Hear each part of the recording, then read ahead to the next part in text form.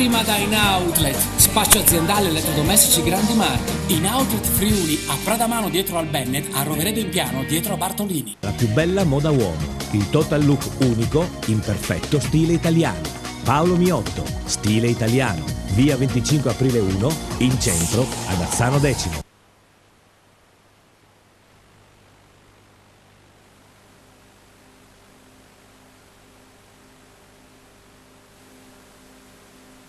Compagni di viaggio, GP Giovanni Parcoridge. Buon pomeriggio a tutti, eccoci qua. Elegantissimo e Omar Costantini. Eccoci qua, buon pomeriggio anche da parte mia.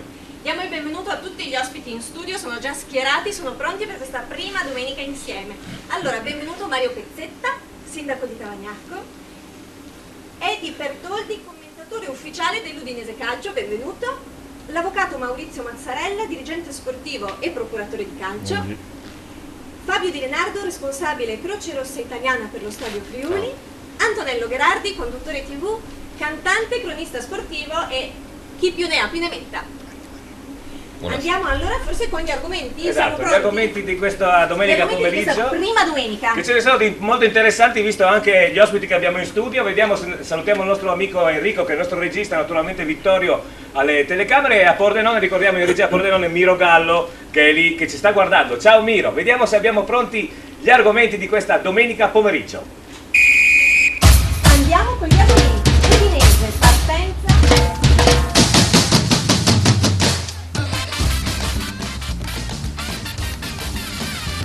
E il Pordenone in pole position, e poi calciomercato, le ultime ore di trattative, e poi fondamentale il nostro gioco in diretta 3 su 3, ne parleremo più avanti, vedremo anche il premio, anzi c'è già la grafica, e poi comincia una nuova stagione per la Grafistudio. Può il calcio femminile entrare nel cuore degli appassionati di calcio? Ne parleremo con i nostri ospiti che di calcio si intendono e vedremo cosa avranno da dirci. Certamente. Bene, succede, siamo in diretta, ecco, Succede, quindi ogni tanto ci sono questi disastri. fischi. Omar, io direi che dobbiamo parlare anche dei nostri inviati, perché questa trasmissione... Sono d'accordo con te, perché noi saremo live sui campi collegati per quanto riguarda la Serie D, poi tra l'altro abbiamo anche Edi Pertoldi per parlare dell'Udinese, esatto. Che l'Udinese stasera è impegnata alle 20:45 contro il Parma, ma poi con Edi nel corso della stagione andremo anche a collegarci in diretta per quello che succederà prima, durante e dopo il match con l'Udinese, ma sentiremo poi anche i tifosi prima della partita fuori dallo stadio. Come sempre faremo le capriole, ma noi alle capriole le sappiamo fare bene, questa è la nostra prerogativa, come si dice in questi casi. Campi collegati, se non ricordo male. Allora, a Montebelluna Pordenone abbiamo Riccardo Riem. Esatto. Este Tamai abbiamo Alberto Comisso che segue per noi la partita. A Trento Fersina Preginese, Unione Triestina, Emilio Ripari. E poi Sacilese Mezzocorona, Dario Perosa, San Vitese Giorgione, Carlo Lunardelli, e poi per Fincantieri Monfalcone, Vittorio Falmec, Andrea Brugnolo. Questi sono i nostri inviati, li sentiremo appunto nel corso della partita, però io vorrei parlare del gioco. Abbiamo anche il gioco, esatto. Perché abbiamo anche il gioco 3 su 3, si tratta di indovinare 3 risultati esatti di 3 partite che adesso io vi dirò, in palio un'asciugatrice Electrolux. Allora, le 3 partite da indovinare... Ce l'hai sullo schermo, Sara? Ce l'hai sullo schermo? Ce l'ho anche sulla cartellina. Ah, che brava che sei! Allora, Montebelluna, Pordenone, Fersina Perginese, Unione Triestina, Fincantieri Monfalcone, Vittorio Veneto, Falmec. Bisogna indovinare entro la fine del primo tempo, quindi entro le 15:45 l'esatto risultato. In palio un'asciugatrice Electrolux. Esatto, non ci interessa sapere vince il Pordenone, vince la Triestina, vogliamo i risultati precisi della... I gol.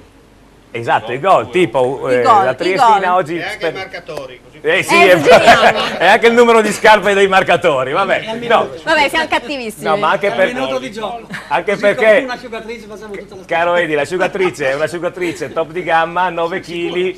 Questo è il tuo compito, spiegare all'asciugatrice. A risparmio energetico. Che sei la donna di casa, non sono io la donna di casa, e quindi sai, ha un valore più o meno di 1200 euro.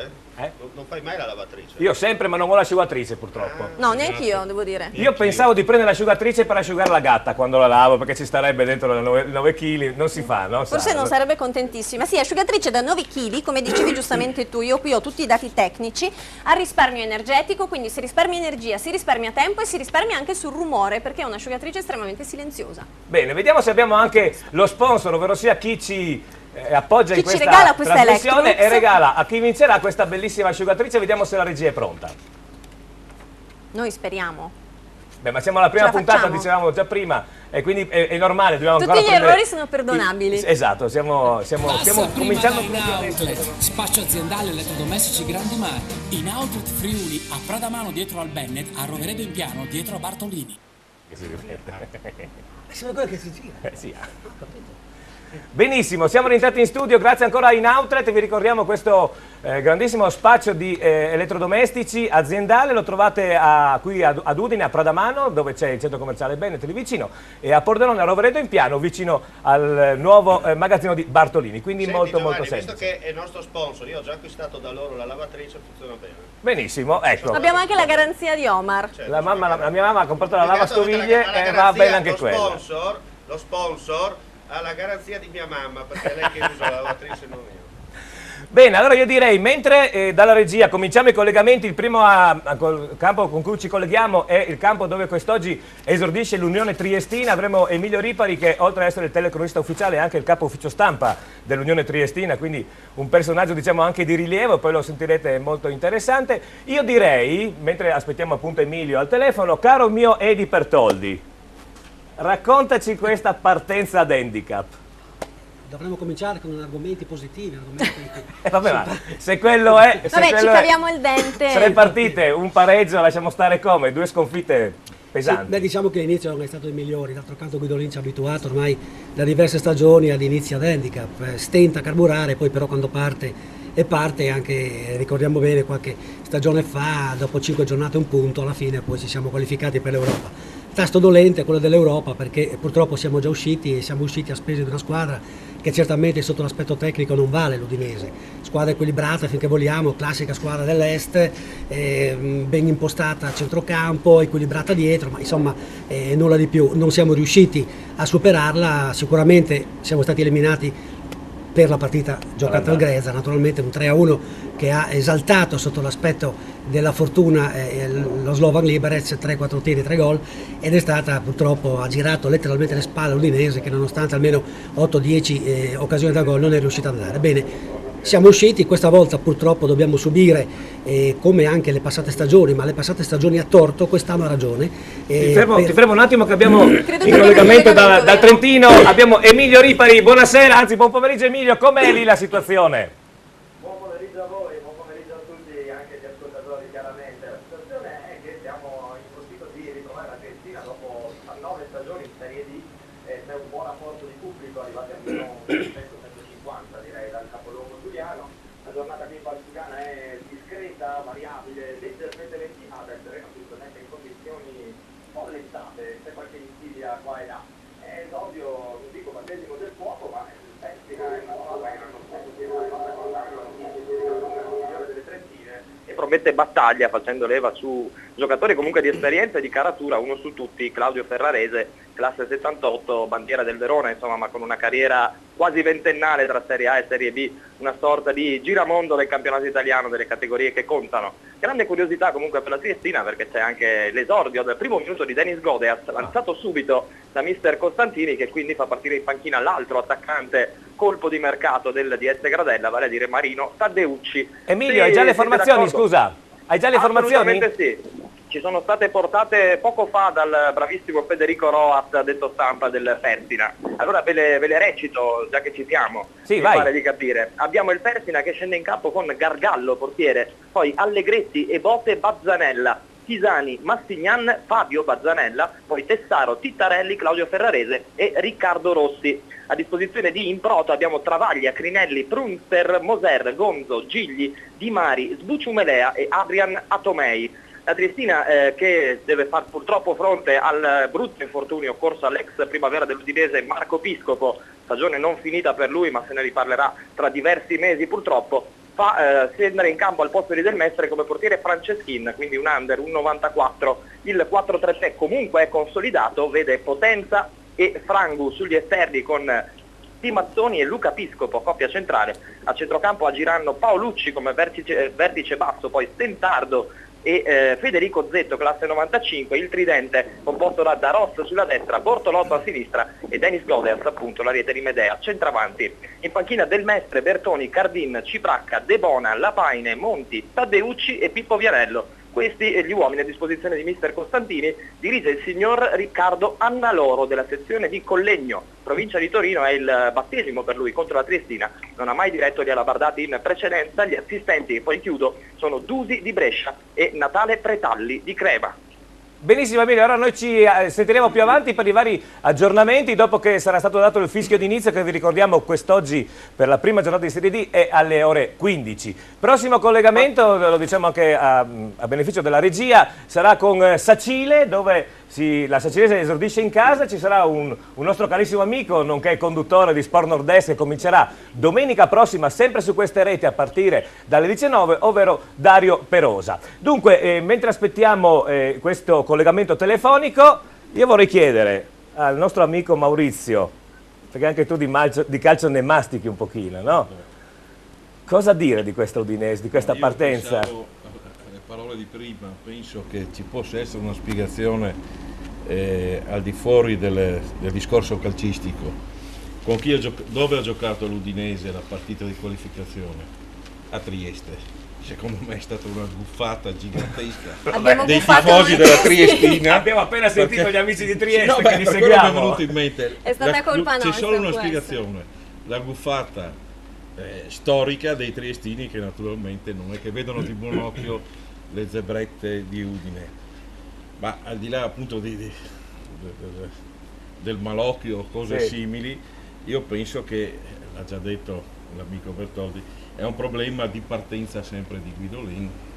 Le sue squadre fanno un po' fatica a partire. Fra l'altro apro una parentesi, contro Francesco, quando io ero Vittorio Veneto avevo 16 anni, lui giocava col Giorgione e giocavamo contro dei derby a livello appunto di allievi. Poi ci siamo trovati quando lui giocava a Verona, alla Spal, quindi ho una conoscenza con lui immemorabile da 40 anni fa. È un allenatore che ha sempre fatto bene, però in Europa effettivamente... Ma la mia domanda, adesso coinvolgo tutti e due, sia Edi che ha seguito e segue l'Udinese ormai da anni, e Maurizio che è un grande esperto di calcio, ma è possibile che con una rosa di 40 giocatori, 35-40 ne ha in questo momento, perché ieri è andato via Pasquale e Coda, esatto, e adesso devono sfoltire via Renage, via Torge, via... Insomma, io dico sempre che verranno bene pochi e buoni. Sì Maurizio, però visto che quando c'è 40 c'è confusione. Io dico, visto che ne hai tanti, non puoi fare in maniera che i 15, 16, 20, visto che si sapevano che non si incontrava l'Arsenal per un preliminare Champions League, sarebbero state squadre di una certa levatura, non sicuramente all'altezza dell'Udinese. Non si poteva fare una preparazione, visto anche l'esperienza poi dell'anno scorso con lo Sporting Braga?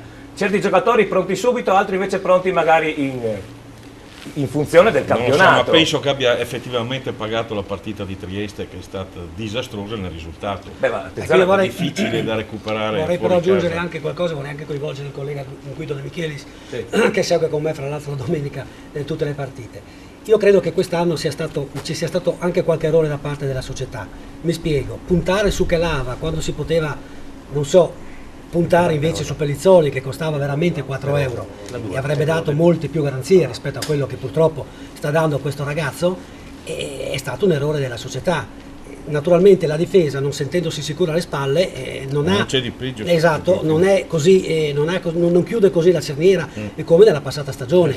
La difesa di quest'anno, che punta su Eto'o e ha lasciato partire Angella, beh, onestamente secondo me è stato un errore, a meno che non si punti su una risalita del Watford, perché è interesse dell'Udinese farlo, ma Angella sicuramente doveva restare a Udine.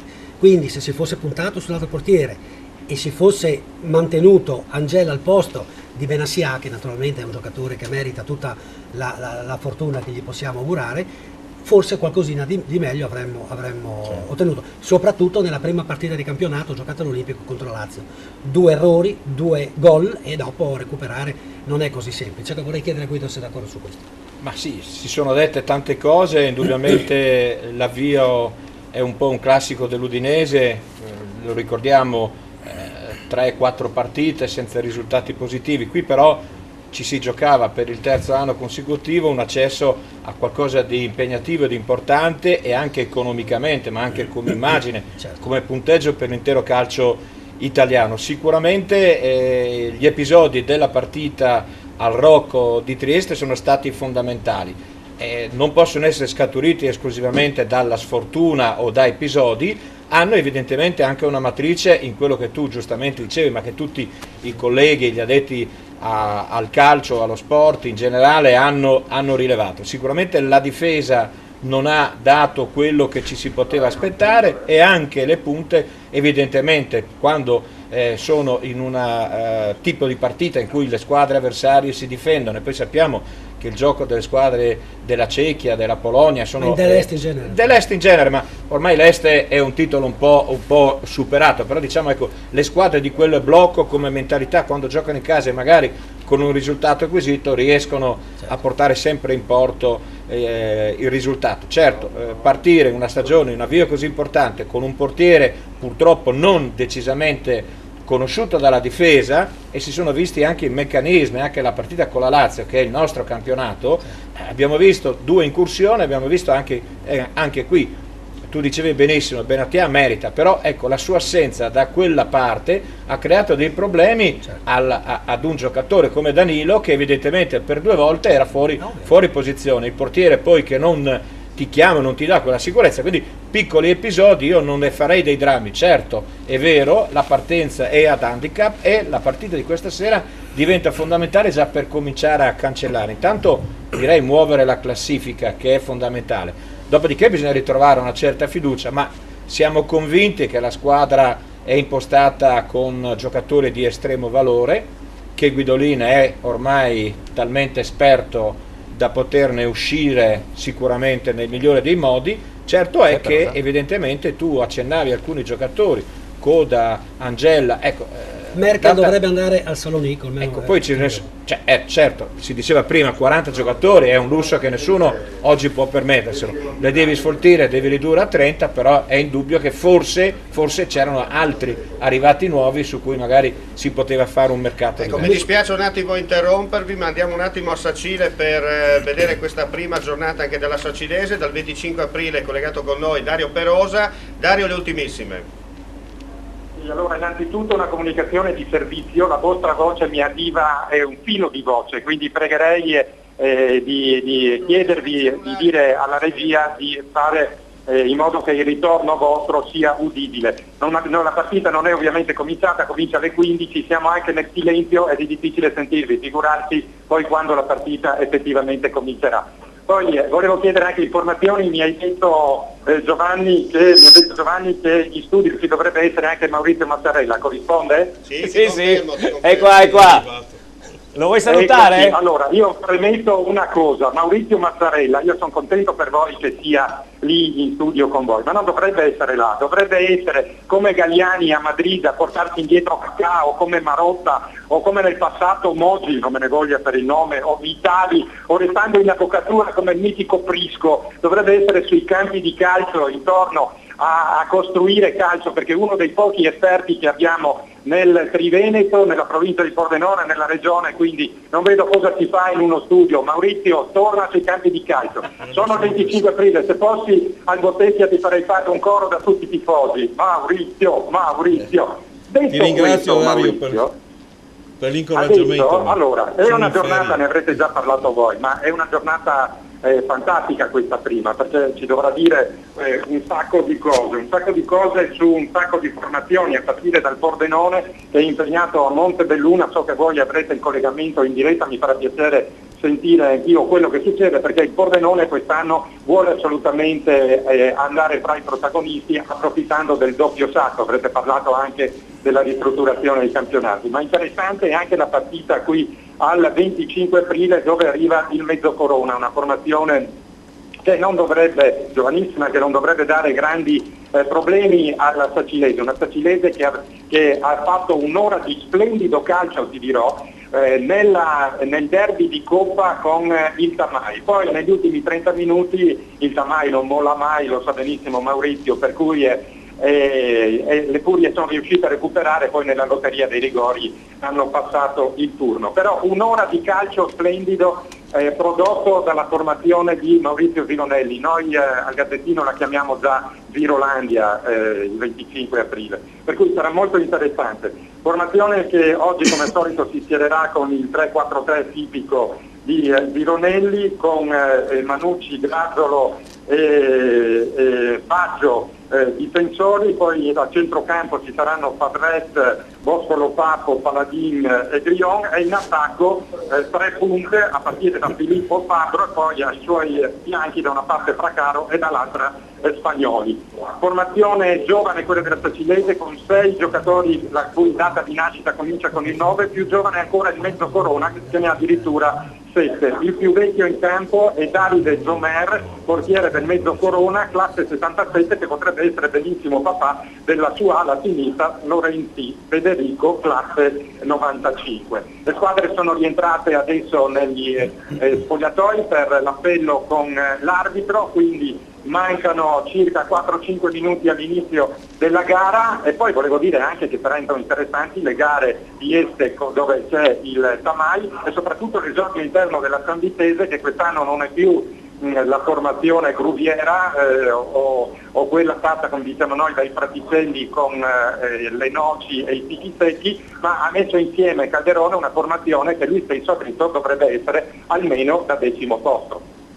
Bene, allora ringraziamo Dario Peroso da Sacile, lo sentiamo più tardi, quindi Dario, per te linea aperta, quando succede qualcosa tu ci chiami subito in diretta per darci gli aggiornamenti naturalmente in tempo reale. Prossimo collegamento, lo dico a favore della regia, andiamo a Montebelluna con Riccardo Riem, il nostro inviato per questo bel incontro ed esordio del Pordenone, ovvero sia Montebelluna-Pordenone, ma io nel frattempo volevo chiedere al sindaco di Tavagnacco, voi che avete vinto la Coppa Italia come Graffistudio, no? E adesso avete dato anche la Supercoppa il 14 settembre contro la vincente del campionato. Ecco. Questa sfida Torres Tavagnacco, che è diventato un classico, no? Negli ultimi anni del calcio femminile. Ma la sfida il prossimo anno la vinceremo noi.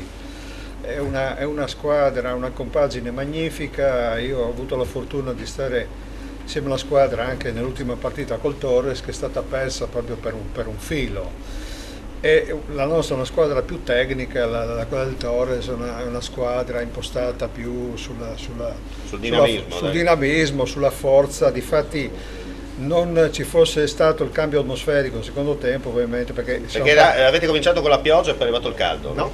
È esattamente il contrario. È arrivata la pioggia e poi nel gioco pesante ha vinto loro.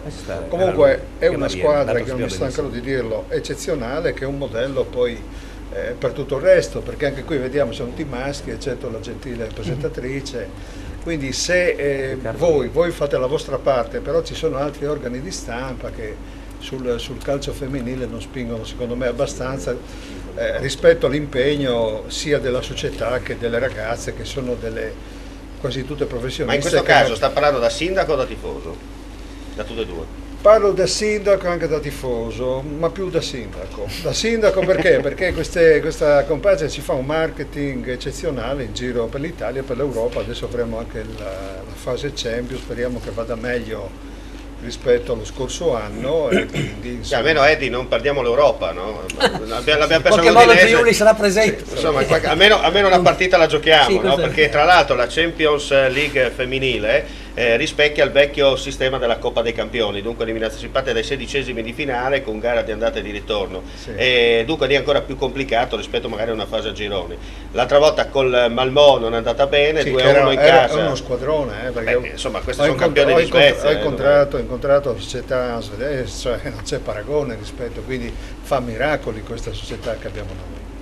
Bene, ecco, sentiamo già in collegamento Montebelluna, un amico di tanta gente in questo parterre. Abbiamo Riccardo Riem da Montebelluna Pordenone. A te Riccardo, le ultime news. Buongiorno a tutti, siamo qua a Montebelluna, giornata bellissima, 27 gradi, il campo bellissimo. Innanzitutto però vorrei fare un in bocca al lupo a Giovanni e a tutti i tecnici della trasmissione, visto che iniziamo una bella avventura. Tornando alla partita, abbiamo già le formazioni. Il Montebelluna gioca con Rilo, Crosdocci, Misanucci, Perosin, De Marchi, Severini, Bressan, Nicoletti, Zanetti, Morbioli e Garbuio. In panchina c'ha Bau, Fabian, Frassetto, Parisotto, Franchesen, Dalmaso, Abogaie, Pignata e Di Santo. Il Pordenone gioca con Careri, Fornasi Archimento, Mattielli, Nicolini, Dionisi, Ceolin, Nichele, Zubin, Zanardo e Buratto. In panchina Capra, Migliorini, Pramparo, Accecca, Casella, Pavan, Maccan, Florian e Bartus. Dalla formazione iniziale gioca Ceolin al posto di Buratto, che non risulta neanche in panchina. Riccardo, scusami, al seguito c'è gente che arriva da Pordenone? Ma guarda, direi che c'è una folta rappresentanza pordenonese, naturalmente i soliti ultras, vedo comunque circa un 350-400 spettatori, le squadre stanno entrando in campo in questo momento. Eventualmente ci sentiamo tra un po' che vi do la tipologia delle formazioni come si erano. Benissimo, allora anche perché sei, scusami se ti interrompo, sei anche sotto un altoparlante mi sembra, quindi la tua voce viene un po' impastata. Allora anche per te questo è il numero, linea aperta, qualsiasi cosa succeda tu ci chiami e andiamo subito in diretta. Grazie a Riccardo, grazie ancora, ricordiamo Riccardo Rie da Montebelluna. Perfetto. Prossimo collegamento che faremo lo faremo con, dov'è la scaletta? Con Este Tamai, abbiamo mandato un grande amico di Telepordenone, pensa, è andato fino ad Este, Alberto Comisso, è partito, Este è dopo Padova vicino a Rovigo, c'è anche l'uscita autostradale, quindi lui ha preso... Non è così impossibile arrivarci. No, ma è tanta strada, voglio dire, questo. Quindi alla regia se ci chiama Alberto Comisso perché è questo esordio del Tamai ad Este. Omar, hai qualcosa da dirci su questa partita? Tu che sei abbastanza addentro alla Serie D. Ma diciamo che il Tamai è sempre quella squadra molto particolare, nel senso che almeno quando seguivo anche il pordenonese anni fa, al di là del pubblico, che è un bellissimo pubblico da Serie A più che da Serie D. C'è anche un bellissimo stadio, devo dire. Oltre al campo di gioco, la struttura tecnica e via dicendo, è sempre quella squadra che comunque parte con quell'ambizione magari di fare il salto di categoria e poi comunque la mantiene la Serie D e soprattutto sforna dei giocatori molto interessanti. Stanno lavorando molto bene per quanto riguarda il settore giovanile, perché almeno così chiedo anche all'avvocato Mazzarella, sì, che no, so che ormai... lei che comunque anche se è seduto in poltrona il calcio a Pordenone lo segue, sì, no? sempre, sì, una squadra consolidata, è una squadra sulla quale può puntare sempre sulla non retrocessione. Io spero di non sbagliarmi, finora non mi sono mai sbagliato. Sono già 10 campionati, sì, no? nei pronostici. Ultimamente, diciamo che qualche anno fa puntava, ma ultimamente, negli ultimi 2 o 3 anni, vedo che vuole fare solo campionati tranquilli. Quando si dice mantenere dice in questo caso, Eddie, si dice mantenere la categoria, no? Sì, Dunque, mantenere la categoria. Però Maurizio, da quello che mi ricordo, qualche anno fa ha rischiato anche il salto di categoria. Sì, 8-9 anni fa ha fatto 3 anni a fila veramente ai vertici del campionato di Serie D. Negli ultimi anni, insomma, si è adattata al campionato, non ha mai fatto squadroni, per intenderci, come l'aveva fatto 8-9 anni fa. Poi mi permetta, in attesa di collegarci, mi permetta avvocato, poi tra l'altro voi le strutture tecniche sul territorio, i cambi di calcio, visto... noi ce l'avevamo dietro la porta. Ecco, ma no, tra l'altro... Noi come Pordenone Calcio, quando giocavo in Serie C, ce l'avevamo Bottecchia dietro la porta in un campo che era una cosa allucinante fuori dal Bottecchia. Adesso il Pordenone ha tutto, ha il Cerit, dove ci sono dei campi bellissimi, ha una società che insomma dovrebbe essere finanziariamente, non dico a livelli del Marano o del Porto Tolle dell'anno scorso, perché là sono Marano Vicentino, Marano Vicentino, sì, Maurizio, c'è il presidente. ne parliamo, abbiamo 2 ore per parlarne perché è arrivato Alberto Commisso. Omar. Alberto, buongiorno, l'ultimissima. Alberto, ci sei? Ciao, ci sono. Tipica giornata di fine estate qui al nuovo stadio comunale di Este, col termometro sui 30 gradi circa. Sono sugli spalti, la partita è cominciata da pochissimi istanti, siamo al primo F47, sono 300 spettatori per l'incontro fra Este e Tamai. Una rosa solida è una squadra che potrebbe fare dell'imprevedibile, la sua arma vincente, il Tamai che nel secondo turno di Coppa Italia ha mandato all'inferno la lotteria dei calci di rigore proprio la Facilese. Da un partito di 2-0 i mobilieri hanno piano piano risalito la china fino a mettere a segno il colpaccio finale. L'Ester, invigorito dai nuovi acquisti Leli, Coleman e Favaro, è pronto invece a dimenticare lo scivolone interno con il Marano Vicentino, che è costato alla squadra di Zattarin l'eliminazione dalla Coppa. La partita, come dicevo, è cominciata da pochi istanti, leggiamo le formazioni. L'Este nel 1920 è sceso con modulo 4-3-1-2 con Bevilacqua in porta, difesa a 4 con Favaro, Gusella, Coleman e Thomassen, centrocampo quindi a 3 con Leli, Colletta e Rubbo, e il Russo agisce dietro alle punte Brotto e Dalla Valle. In panchina agli ordini di mister Zattarin Gianluca abbiamo Cobrelle, Scotton, Raffaelli, Mario Tonus, Migliorini, Stefano Bragè e Mazzeo. Il Famai invece dell'allenatore Gianluca Birtig schiera un 4-3-3, Teresini in porta, difesa quindi a 4 con Ferramosca, Bolduit, il sempre più sorprendente Hagan e Perissinotto, centrocampo a 3 con Scattin, Conte e Nardella. Tomada, Cima e Furlan invece agiscono come comparto offensivo. A disposizione del mister abbiamo Busicchia, Colombera, Iuri, Loschi, Rossi, Pecile, Alba, Boldon, Sellandi, Vigè l'incontro, Andrea Gironda di Bari, assistenti Bottolan Alessandro di Rovigo e Scattin Tommaso di Rovigo. A voi la linea. Grazie Alberto, che per te appena ci sono novità puoi chiamarci subito per andare in diretta con gol oppure episodi importanti di cronaca. Scusa, tornando al Tamai, devo ricordare che Birking l'avevo preso nell'86 dall'Udinese al Pordenone quando ero direttore sportivo in C2. Doveva, per dire il carattere di Birking, doveva partire come riserva, ha fatto 34 partite su 34 e l'anno dopo poi è andato al Novara. Un po' come Pepe, sì. Un po' come Pepe all'Udinese, era il sesto e si è guadagnato i galloni titolari. E lui era uguale. Ma carattere in un giocatore sì.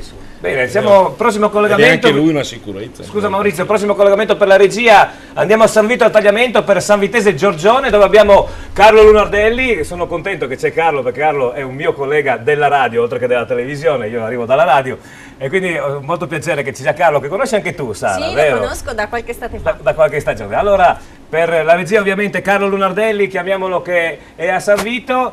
Fabio Di Lenardo, tu che frequenti i visceri dello Stadio Friuli, no? Perché i giocatori entrano, tu entri da tunnel, robe strane. Poi entri adesso dall'entrata principale o c'è ancora il cantiere dove entri? Il cantiere è sulla parte della curva nord, per cui oggi vedremo come entrare, infatti. Voi che guardate, vabbè, io so che tu sei un appassionato, a me la parola tifoso non piace tanto, dico la verità. Meglio. Appassionati di calcio delle zebrette friulane, ma ad esempio quando vedi che la squadra gioca male, che poi tu sei veramente a stretto contatto con loro, non è che tu sei distante dai giocatori o cosa, perché siete più o meno, te li vedi passare davanti, non gli dici mai niente, perché sono queste le curiosità, no? Perché lui li vede proprio da vicino i giocatori, no? Niente. No, diciamo io ho visto che hai fatto fare le foto a Totti con il nostro amico Zecco, voglio dire, sì. Quindi sei proprio a contatto con i giocatori. Se possiamo fare un favore lo facciamo. Certo. No, manteniamo un certo contegno ovviamente, anche perché insomma indossiamo una divisa, c'è un simbolo, abbiamo dei rapporti ovviamente con la società, i giocatori insomma non ci conoscono direttamente perché insomma vedono tante facce ogni santo giorno, però insomma non ci permettiamo né di insultarli né di dire altro, insomma manteniamo il nostro comportamento che deve essere insomma consono all'attività che svolgiamo all'interno dello stadio. Ma tra i tuoi colleghi ci sono tutti, diciamo, appassionati dell'Udinese, oppure anche lì varie devo essere sincero, uno pensa vabbè il volontario la domenica va allo stadio perché vuole vedersi la partita gratuitamente, sì. Devo sfatare questo mito, non è proprio così, una buona parte ovviamente è appassionata, per cui magari negli anni ha evitato di pagarsi l'abbonamento e ogni domenica è allo stadio, quindi presta gratuitamente il suo tempo a favore della Croce Rossa e dell'assistenza che garantiamo allo stadio e all'Udinese. Ma c'è molta gente che proprio del calcio non gliene frega nulla. Quindi sono proprio attenti a quello che succede e al servizio che devono dare. Bene, dalla regia abbiamo Carlo Lunardelli, San Vitese Giorgione. A te Carlo. Sì, buongiorno, ben ritrovati amici telespettatori, siamo qui al comunale di San Vito al Tagliamento, la partita è già iniziata da un paio di minuti, il risultato è fermo sullo 0-0. Si sta giocando con un bellissimo sole, con 26 gradi e quindi tutto a posto. Formazioni al completo per quanto riguarda i padroni di casa e anche per il Giorgione. Iniziamo proprio a darvi quella degli ospiti che giocano tra l'altro in maglia biancorossa, quindi magari qualcuno che arriva in campo si può anche confondere in questo momento. L'11 schierato da mister Fabian è questo: Lorello tra i pali, poi Soldo, Civiero, De Filippo, Done, Peruzzo, Episcopo, l'ex Campagnolo, Gazzola, Volpara e Zarpellon con un classico 4-3-3. In panchina abbiamo Tiepo, Borsato, Rostellato, Riello, Trevisan, Cristian, Olmesini, Fietta, Vecchione e Trevisan Federico. Per quanto riguarda invece la Sanvitese, tra i pali Peresson, poi Soggia, Zuliani, Amadio, Giacomini, Zorzetto, Zanette, Sittaro, Della Bianca, Giglio e Cucciari, per una formazione schierata con un 4-5-1 che lanciato proprio adesso. Si cercava di andare a lanciare verso la rete Cucciari, ma nulla di fatto. In panchina con sé porta il signor Muzzin, porta Daneluzzi, Serafin, Geremia, Scodellaro, Zoratti, Antonioli, Degé, Steinhouse e Turri. Arbitra l'incontro una terna che arriva da Bergamo e sfiora il colpaccio in questo momento il Giorgione, però offside il numero 11 Zarpellon. Sì, ma del Giorgione però. Sì. Esatto, del Giorgione. Stavo dicendo la terna arbitrale che arriva da Bergamo, arbitra il signor Pedretti, coadiuvato da Cortinovis e Recenti. Per il momento, come detto, 0-0, siamo circa al quinto minuto e a voi la linea. Grazie a Carlo, grazie mille da San Vito, abbiamo vissuto in diretta la prima azione da gol, purtroppo per il Giorgione, avvocato.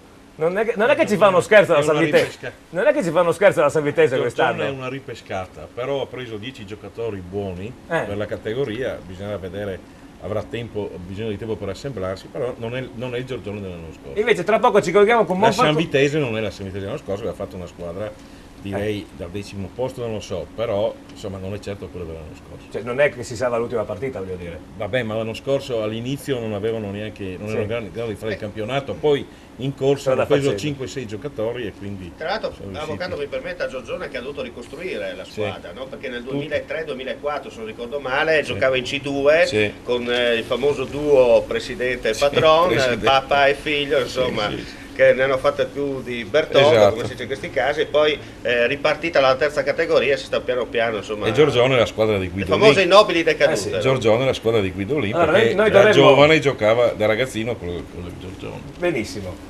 Prego. A proposito dei giocatori, volevo chiudere il discorso dei giocatori dell'Udinese. Beh, ma abbiamo una parte dedicata. Certo, non ci mancherebbe, ma riprendevo l'argomento che aveva toccato il collega Guido. Dobbiamo sapere che l'Udinese ha più di 105 tesserati, quindi per quanto riguarda la UEFA è tenuta comunque a dare l'elenco di quelli che vengono. E poi credo che giustamente fosse una rosa ampia, perché si puntava a giocare su tre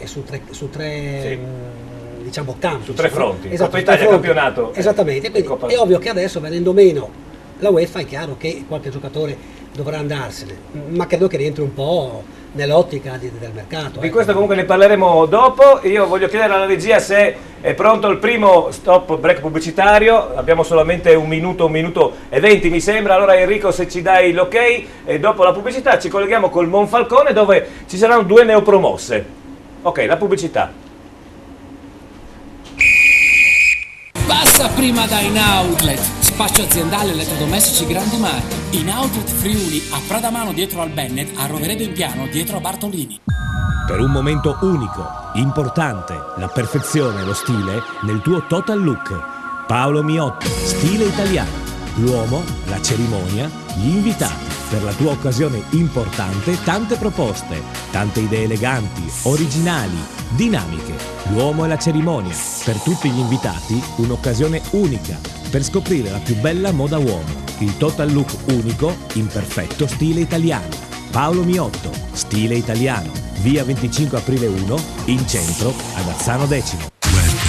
Benvenuti. Benvenuti nel mondo Pascià. Pascià Group, dovunque tu sia, un Pascià c'è. Casarsa della Delizia, completamente rinnovato, aperto 24 ore. Un'ampia terrazza con tutte le partite in diretta. Gli snacks, gli aperitivi, tutti i servizi online. La nuovissima sala slot con le videolottery e i giochi più avvincenti e moderni. Pascià San Vito al tagliamento. Giovane, allegro, per le colazioni, gli aperitivi. La musica dal vivo e le grandi serate. È una grande sala slot per giocare alla fortuna. Pascià Group, 12 locali, perché dovunque tu sia, un Pascià c'è. Rieccoci in studio e nel frattempo, proprio giusta nella pubblicità, è arrivata la campionessa del mondo di mountain bike, Samira Todone, benvenuta. Bene, un applauso perché... In mezzo a tanti uomini, un'altra donna. Samira, quanti ne hai vinti? Contenta. Un tot. Mondiale 1. Poi? Beh, ma è un 4 sacco. europei e 2 italiani. Ecco, voglio dire, quasi niente direi. Sì, tra l'altro Giovanni, se permetti, proprio in occasione della trasmissione Sport Nord-Est, venne da noi in studio, doveva prepararsi per il mondiale in Brasile e io gli ho detto, mi raccomando, la prossima volta vieni qua a trovarci con la maglia di campionessa del mondo. E lei fa, no, non succede, ha vinto il mondiale. Benissimo, allora io ti fare un altro applauso perché a Udine non so quanti campionesse mondiali ci sono. Ecco, ti dico, Abbiamo il tiro... No, ma c'è anche lo dici. Esatto, Sì, esatto. È olimpionica. Poi altri campioni del mondo. C'è una disciplina di cui si parla pochissimo ed è il pattinaggio a rotelle. Il pattinaggio a rotelle di Orgnano è diventata quest'anno sia come campionessa campione del mondo in Brasile e mi pare che l'anno scorso forse abbia vinto la seconda volta, esattamente, l'anno scorso in Argentina o qualcosa del genere, e però si parla poco, ma sono sacrifici incredibili perché sono ragazze che comunque lavorano e la sera, ogni sera si allenano. Poi si sobbarcano il viaggio e partecipano alle spese perché non hanno grandi risorse, grandi contributi. Insomma, sono diventate campionate del mondo, voglio dire. Abbiamo in Friuli. Dal pattinaggio a Ecco, rotelle, quindi tra c'è, l'altro, esatto, quindi mi abbiamo dei personaggi di cui si parla poco, ma che forse varrebbe la pena di soffermarsi un pochino. Comunque abbiamo ancora 2 ore perché mancano, sono le 3:10 più o meno, quindi andiamo avanti fino alle 17, quindi Samira tra poco parleremo anche con te, vediamo se abbiamo il collegamento col Monfalcone dove c'è uno scontro, caro Omar, 2 neopromosse, Monfalcone e Vittorio Falmec, no? Tra l'altro il Monfalcone, che era dato come seconda per quanto riguarda il campionato regionale di eccellenza, l'anno scorso ha fatto proprio lo sgambetto alla Triestina, ma non uno sgambetto da poco, perché ha meritato e ha fatto un gioco veramente incredibile e lì va dato atto incontrastato, non solo, ma lì secondo me va dato atto a Zoratti, che ancora una volta è un maestro sotto quel punto di vista. In queste categorie lui sa plasmare bene i giocatori e sa mettere sempre in campo la squadra come Dio comanda. Mi dicono dalla regia abbiamo problemi tecnici. Abbiamo un problema col collegamento. Certo è che la Triestina ha aiutato molto il Monfalcone con la prima parte di campionato assolutamente disastrosa. Ma secondo me il problema è stato anche come è stata riposto il campionato l'anno scorso, perché all'ultimo momento non si capiva ancora la Triestina se doveva giocare in promozione, addirittura c'era chi diceva doveva ripartire dalla seconda. C'è stato tutto un insieme di cause. Sono stati comunque che poi bravi a Trieste a mettere in campo una squadra e secondo me la Triestina è lì, il suo campionato è quello di Serie D, non di certo quello d'eccellenza, in attesa insomma. Sai, le categorie si conquistano sul campo, comunque siamo stati promessi che arrivi finalmente qualcuno di serio a Trieste e che porti mancano questa un po' di società, l'alabarda insomma nelle categorie. Beh, ma mi sembra, potremmo far intervenire l'avvocato, mi sembra che c'è qualcuno che sta volando alle spalle di questa società, no? No, dico, nel non giro Maurizio non può dirlo, no, ma lui lo sa, ma non può dirlo. Sarebbe veramente interessante saperlo perché ma non può dirlo perché lui devi sapere che è un avvocato, gli avvocati sono bravi a dire le bugie. No, vabbè, ma no. E lui non può dire la verità. No, ma è già girato sui giornali quello di Zamparini, esatto, che doveva entrare, eccetera. Fra l'altro sono stato il suo direttore sportivo ai tempi nel Pordenone, eccetera. Quando Marotta era a Venezia. E gli dicevo, Giuseppe, tu non parlare di calcio, e dopo è arrivato cioè grande dirigente comunque, poi insomma, lui non ha mai giocato anche Marotta, dai. No, per me è una persona seria, affidabile. Per quanto riguarda appunto la Triestina, io penso che Zamparini alla Villa d'Aiello, forse prima o dopo si stancherà a Palermo, e comunque anche se non si stanca, io penso che sia in grado in un mese di fare una squadra che possa vincere il campionato. Si ritrova subito in C1, lui ha le potenzialità economiche e di capacità per portarla in Serie B. Beh, anche il bacino di Trieste ha la capacità di supportare una squadra di Serie B, l'abbiamo già visto. I problemi erano altri, la Triestina è una delle squadre storiche del calcio italiano. Sì. Se mettiamo in discussione la Triestina... Tra l'altro a Palermo non ha vita facile, perché andando in B non è così facile. Non è così semplice, perché le contestazioni sono del giorno, e andare a Palermo a fare scherzi è diverso. Non è inizio di campionato, io sono sicuro che se Zamparini va a Trieste in 3 anni la porta in B. Forse lo fa in 2, ma in 3 anni sicuro. Adesso ha tutto il partito. Poi c'era un altro mio ex presidente che è innamorato della Triestina e che è il cavalier Setten, che era a Treviso, poi ha avuto io dico anche a Trieste. Setten voleva prendere la Triestina insieme ad altre persone. Ora io dico, rovinato. No, Setten ha portato in Serie A il Treviso, non l'ha rovinato. Perché poi ci si ricorda soltanto delle ultime cose, ultime vicende. Setten ha portato il Treviso in Serie A. Il Treviso non aveva mai giocato in Serie A. Quindi voi a Trieste avete trattato come... Voi no! Dico, a Trieste la città ha trattato un imprenditore che ha fatto una squadra di Serie A come fosse un avvocato. E dopo vi siete trovati quelli che vi siete trovati. Siete arrivati così animo un po' la trasmissione. Siete arrivati secondi in eccellenza. Io voglio mettere benzina sul fuoco. Siete arrivati secondi in eccellenza e siete là grazie a un ripescaggio che ormai è diventato una moda del calcio italiano che non condivido, perché un anno mi sono trovato la Fiorentina dalla C2 alla Serie B con un campionato solo, ho detto il calcio è finito, non esiste più. Io mi permetto, se per questo ci siamo dimenticati forse del più grande presidente che la Triestina abbia mai avuto, che era Raffaele De Riu, lasciamo stare quello che è successo dopo, che c'è una storia su quale potremmo discutere ora. La realtà è che noi abbiamo avuto un presidente, De Riu, che ha portato la squadra a un certo livello, che ha combattuto, del sabato, questo è stato purtroppo dopo, quando ormai era l'ha riportata poi. No, intendo dire che purtroppo è arrivato in una fase post fallimento, quindi si è dovuto riniziare da capo.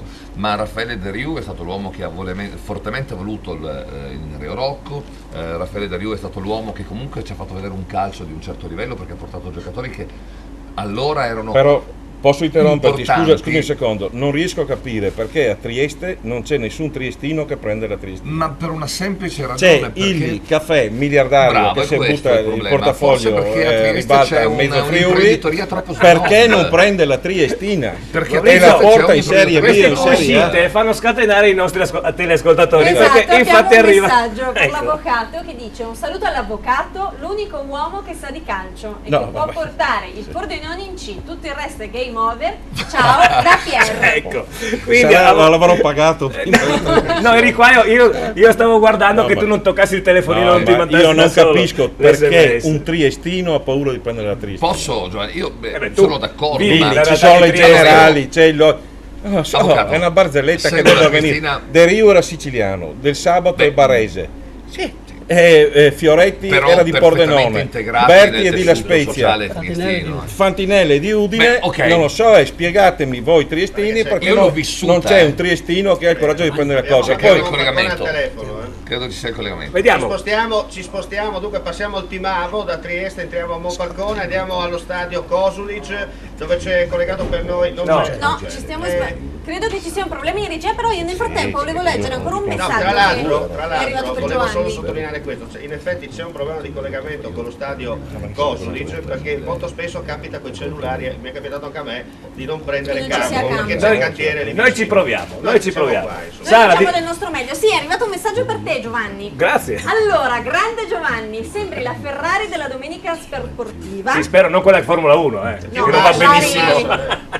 Stupefacente Riccardo Riem come inviato, in bocca al lupo per la trasmissione da parte di Marco. Grazie a Marco. Grazie Marco, crepi il lupo. Esatto. Naturalmente se volete mandarci SMS, WhatsApp, mail, eccetera, trovate tutto scritto qua sopra e qua sotto, ecco. E c'è anche la pagina più Facebook. quello del meteo, onestamente. perché è un canale nazionale che sbaglia sempre di dare le previsioni sul Friuli. Sì. Quando dice sulle Venezie indica la Valle d'Aosta, no? Beh, non so se più o meno, dai. Bene, allora, intanto mentre Sara sta controllando se c'è ancora posta. Sì, c'è ancora un messaggino sulla nostra pagina Facebook E c'è chi ci segue anche solo via Facebook perché non ha la TV, e noi lo salutiamo. Ciao Andrea. Ciao ad Andrea. Dunque, torniamo un po' a Trieste, che era una cosa più interessante. Allora, io ho vissuto il periodo, insomma, l'ho fatto sia da speaker per Radio Belle Monella. Salutiamo, tra parentesi, il nostro amico Zanella, il gruppo di l'ho fatto sia da speaker ufficiale, da voce ufficiale dello stadio, perché insomma, era questo il mio ruolo, e da dirigente accompagnatore del settore giovanile della Triestina. Sì. L'ho fatto nel periodo con Tonnellotto, il tanto criticato Tonnellotto, però vedete c'è un particolare, Tonnellotto, che probabilmente della prima squadra non gliene fregava niente, puntava tutto sul settore giovanile, tanto è vero che quell'anno si arrivò quasi in finale al Viareggio, se non fosse stato per quell'errore clamoroso. Un attimo, dobbiamo bloccare San Vito, un aggiornamento. Carlo Lunardelli, cosa succede? Succede che al 19esimo, attenzione, c'è la doppietta!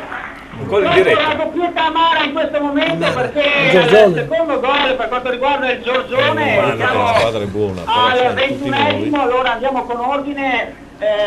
Dopo avervi ridato la linea c'era stato subito un buon attacco della San Vitese, che all'ottavo aveva impegnato 2 volte il portiere del Giorgione Lorello, prima con Amadio e poi con Giorgetto, ma ahimè al 19esimo è arrivato il primo gol del Giorgione con il difensore del numero 2 Soldo, il quale ha sfruttato un buon pallonetto da parte del suo compagno 11 che ha messo in difficoltà il secondo difensore Ferelson. Non c'è stato rinvio da parte dei difensori di casa e così ha potuto instaccare praticamente a porta vuota il numero 2, e adesso in un'azione coincitata al centro dell'area della San Vitese ancora un'altra volta il numero 2 ha rubato palla al proprio avversario e ha così trafitto l'incolpevole. Quindi Carlo, una doppietta di un difensore, ci stai dicendo? Una doppietta di un difensore, bene, esatto, per quanto riguarda il Giorgione, quindi il Soldo. No, diciamo che forse i 3 attaccanti davanti del Giorgione stanno veramente mettendo in grossa difficoltà la difesa a 4 della San Vitese, perché si muovono molto molto bene. Purtroppo per il momento questo risultato da San Vito, vi ritorno alla linea. Grazie a Carlo da San Vito al tagliamento. Intanto là continuavano a parlare. Sì, stanno continuando. Qui c'è tutto un dibattito sulla Triestina si in sta corso. accendendo. Sollevando un polverone. No, ma nel senso che quell'avvocato, che è uomo di calcio e che quindi conosce dinamiche che sono sconosciute ai più, perché noi leggiamo ciò che, e parlo compreso me, che i giornali scrivono, ma c'è tutto un retroscena che l'avvocato credo sappia meglio di me, che ha coinvolto la gestione della Triestina negli ultimi anni. Sembra quasi che sia un territorio di conquista, ma non c'è da conquistare niente, perché la squadra è precipitata per l'ennesima volta in un baratro dal quale uscire è veramente difficile, lo dimostra il campionato dell'anno scorso. Certo. Quest'anno si punta molto sui nomi, Godeas, ma non è un giocatore che fa la società. Io credo che al di là del risultato sportivo, quindi la partita che si vince o si perde, un campionato che si vince o si perde, il problema è un'organizzazione societaria, è un progetto a media lunga scadenza, altrimenti tu vai su, è come quelli che investono un sacco di soldi per fare la squadra, vengono promossi e poi precipitano nuovamente. Però Zamparini è in grado di creare la struttura, certo, di creare ma la forza. Sarebbe, credo, interessante sapere in realtà qual è la verità, perché Vidal c'è ed è un uomo di Zamparini, ma giocatori del Palermo non credo ne siano arrivati quest'anno. Ma nessuno viene dal Palermo la Serie. L'anno scorso, ma l'impegno più o meno era questo. Ma non serve, porta il giocatore del Palermo, prendi ci sono gli under. Ci sono una caterva di giocatori di C1 e C2 fermi, prendi 5-6 giocatori disoccupati. Sì, no, però attenzione, abbiamo il problema degli under, la differenza. Ma quando tu prendi 7 giocatori di vertice tra C2 e C1, hai vinto questo campionato. Fine. È un campionato di poveretti quest'anno. Con una spesa per Zamparini ridicola. Per lui probabilmente sì. E si ritrova in C. E quindi può anche pensare di lasciare Palermo, di andare in B con la Triestina. Ma io credo che questo sia il suo obiettivo. Io dico che quest'anno il nostro campionato che stiamo seguendo adesso in diretta penso che sia il peggiore degli ultimi 10 anni. Cosa è successo? Una cosa che non è successa nel dopoguerra in nessun campionato. Penso dalla terza categoria alla Serie A. Le prime 7 dell'anno scorso, delle prime 7 è rimasto solo il Pordenone. Il Porto Tolle è andato in Serie C, il Real Vicenza l'hanno ripescato in Serie C, la Vecomp l'hanno ripescato in Serie C, la San Bonifacese che è arrivata seconda col Pordenone messa nell'altro girone, la Clodiense che è arrivata sesta messa nell'altro girone, il San Donà è fallito. è rimasto solo il Pordenone. È come se in Serie A sparissero Juventus, Milan, Inter, Lazio, Roma e Fiorentina, Udinese e rimanesse il Napoli. No, rimanesse il Napoli. Rimanesse il Napoli. E dico, se non vinci il campionato allora vuol dire che è meglio che chiudi la società. Esatto, punto. Allora, stiamo cercando di collegarci purtroppo con Pergine, sì, con perché Pergine. a proposito della della Triestina, vediamo se abbiamo Emilio, se riusciamo a collegarci con Emilio, perché forse l'abbiamo gufata. Sì, forse parlato un po' forse troppo. Antonella ne hai parlato un po' troppo. Pronto? Adesso lo stacco di testa della Pertina che Emilio prova a in diretta, riproporsi in perché sta avanti, facendo anche la situazione telecronaca. comunque che vede una partita davvero stupenda qui a Pergine Valsugana, 25esimo minuto di gioco, il punteggio è sull'1-1, ma le occasioni davvero non sono mancate sin da subito, con la partenza a razzo della Pertina già pericolosa dopo meno di 20 secondi con un salvataggio quasi alla disperata di Piscopo. Poi c'è stato il penalty che ha portato in vantaggio la squadra di casa, realizzato da Claudio Ferrarese all'8° minuto. La Triestina dopo 10 minuti di panico totale si è ridestata, è entrata in campo e ha iniziato il suo campionato, mentre qui viene ammonito Federico Zetto per una brutta entrata al centrocampo su un avversario e ha trovato prima un'occasionissima con Godeas al 16° di testa sugli sviluppi di una punizione dalla tre quarti.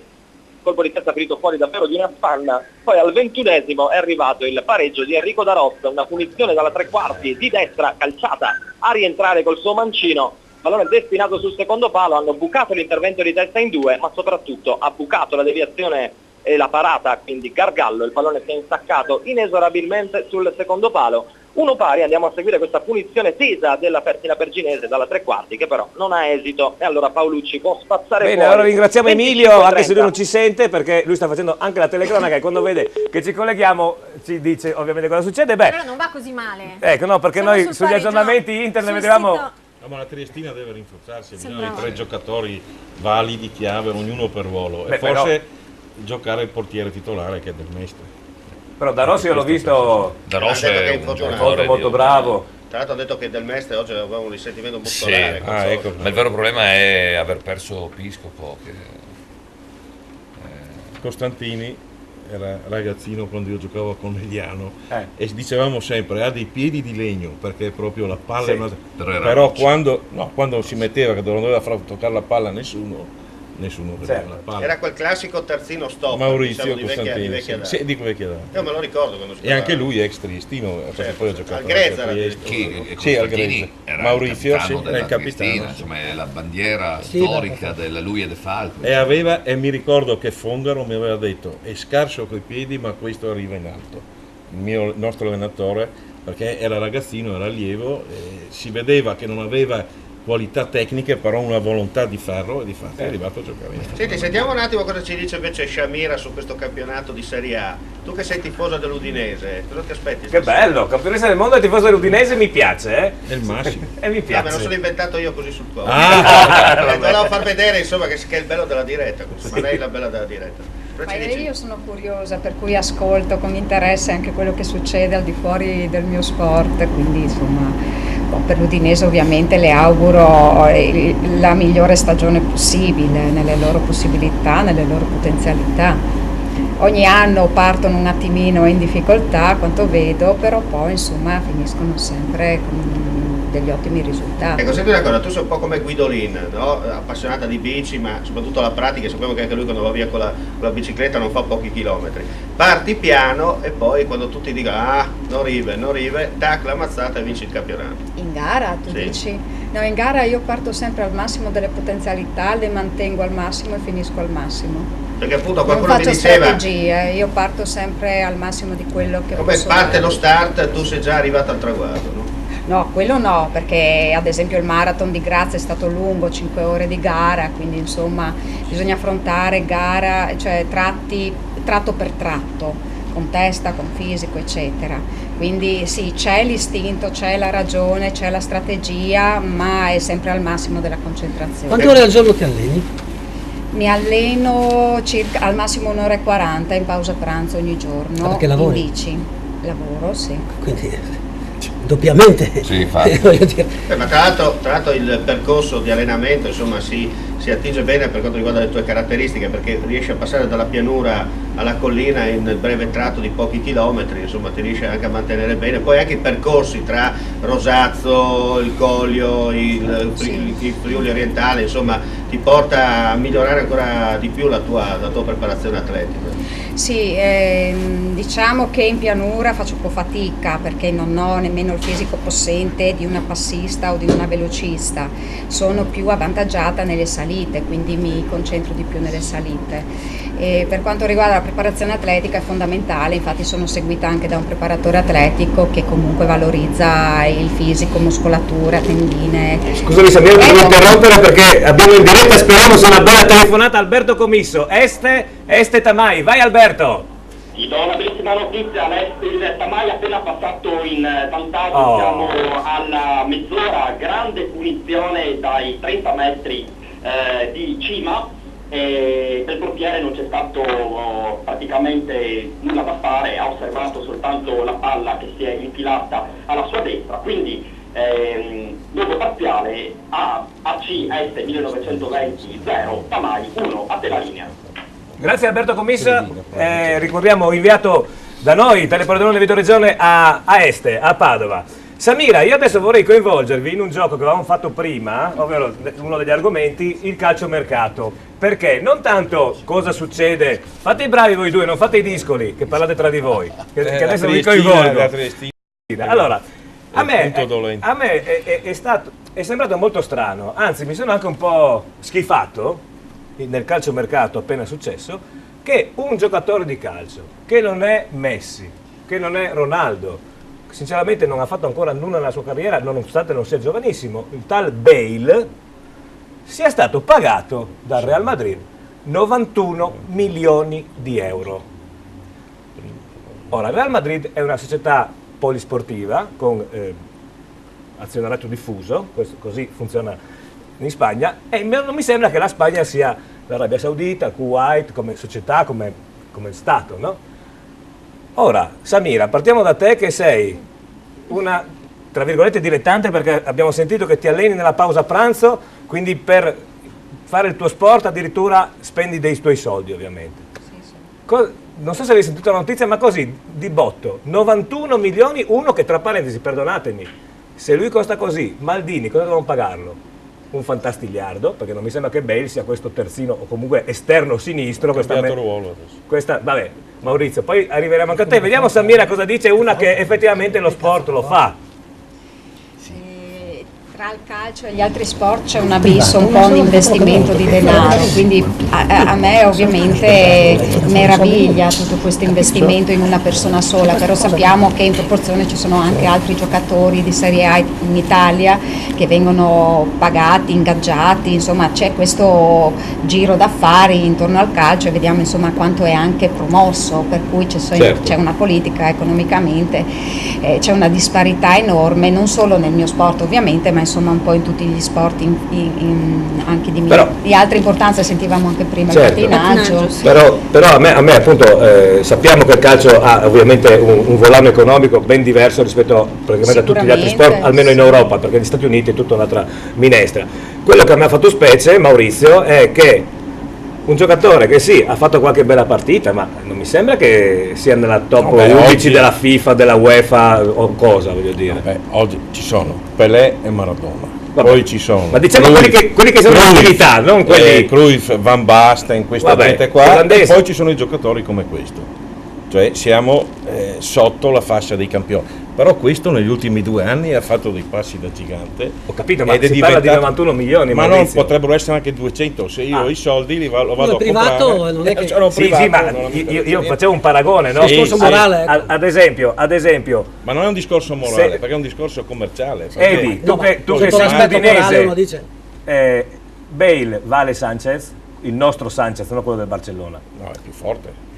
Secondo me è più forte Bale, sicuramente, nello stacco di testa, un altro ruolo, però sì, questo è un ottimo giocatore. Diciamo che oggi è sotto Messi e Ronaldo. Sì, esatto. È un giocatore, se devo fare una classifica, sotto Messi e Ronaldo. Tu ritieni così? Sì. Che poi giocando in una grande squadra Antonello. Quello che forse fa specie non è tanto i 92, 93, 91, quanto il fatto che in un periodo così difficile per tutti, in un paese che poi è allo sbando, non è un buon esempio su non questo. è sicuramente un buon esempio, però è Real Madrid. No, ma sono d'accordo, però per quanto sia Real Madrid, il paese un po' è lo specchio di una società, quella spagnola, che è in difficoltà tanto hanno quanto 100.000 soci, anche i 13 milioni di ingaggio di Ronaldo, i 13 milioni, però sono scandalosi. Sindaco, io penso, vediamo il sindaco che è un amministratore pubblico. Là siamo su un altro pianeta. No, è un amministratore, quindi La penso, sì, è un discorso commerciale, però nella Spagna di questo momento, che secondo me è messa un po' meglio dell'Italia per quanto riguarda le difficoltà, perché loro hanno un governo, hanno una maggioranza, hanno sta bolla speculativa sull'edilizia, però come prospettive di fatti lo spread ci stanno già raggiungendo. Sì, quello è vero. Però se il mercato è così bisogna rispettarlo. Non condivido questo investimento, però siamo in una società libera, bisogna accettare. Ma poi va detto che il primo scoop, diciamo così, grosso centro di calciomercato, se non ricordo male, stagione 52-53, fu Jepson, acquistato dal Napoli per 100 milioni di lire, che all'epoca era una cifra esorbitante. Poi non so quanti gol effettivamente Jepson fece al Napoli all'epoca, però fu una cosa...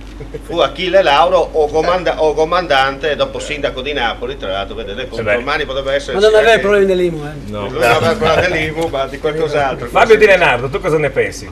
Premetto che non seguo molto il mercato, dico solo che dal punto di vista del marketing e commerciale credo che nessuno di noi possa dire nulla.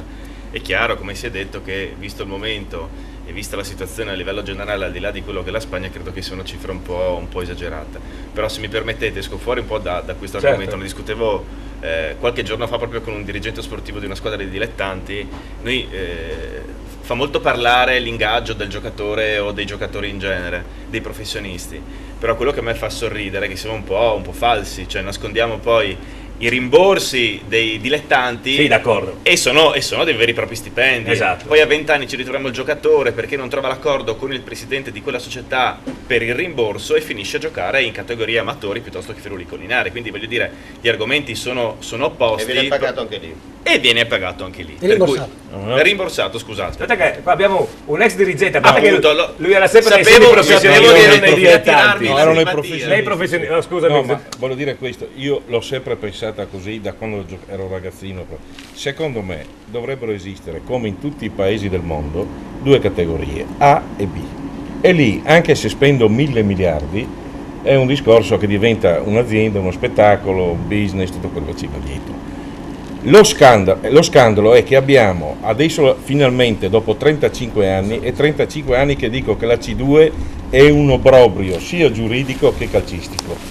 Finalmente se ne sono accorti dopo 35 anni che non ha senso andare avanti con la C2. In Italia abbiamo già l'anomalia, abbiamo una Serie C, adesso il prossimo anno con 3 gironi, professionista, già ci sono un tot numero 60 squadre in più rispetto agli altri paesi, perché in Spagna è professionismo, ad esempio A e B, e non c'ha altre categorie, come in altri paesi d'Europa.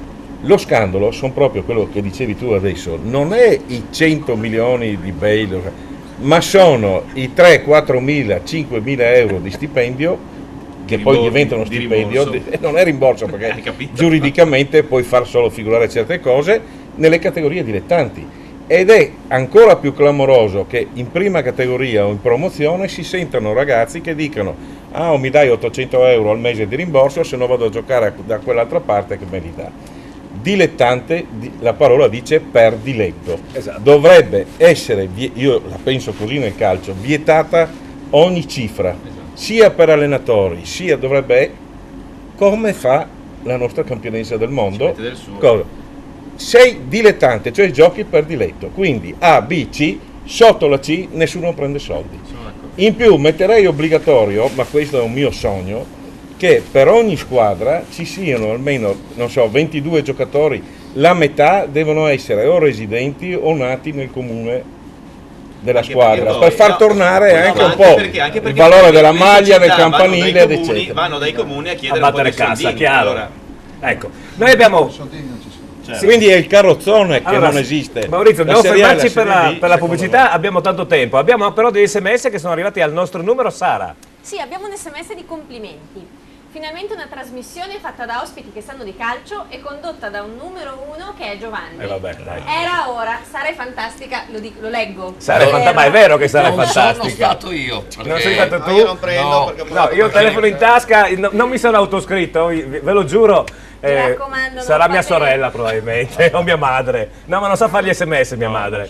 Vediamo, non sa Gliel'ha fare. detto tua sorella. Allora, dopo Lorenzo nel motomondiale, oggi è un fenomenale Giovanni alla conduzione di un programma sul calcio. Quasi da MotoGP. Saluti da Carlo. Grazie Carlo. Carlo, questo è Carlo Rinaldini, vabbè.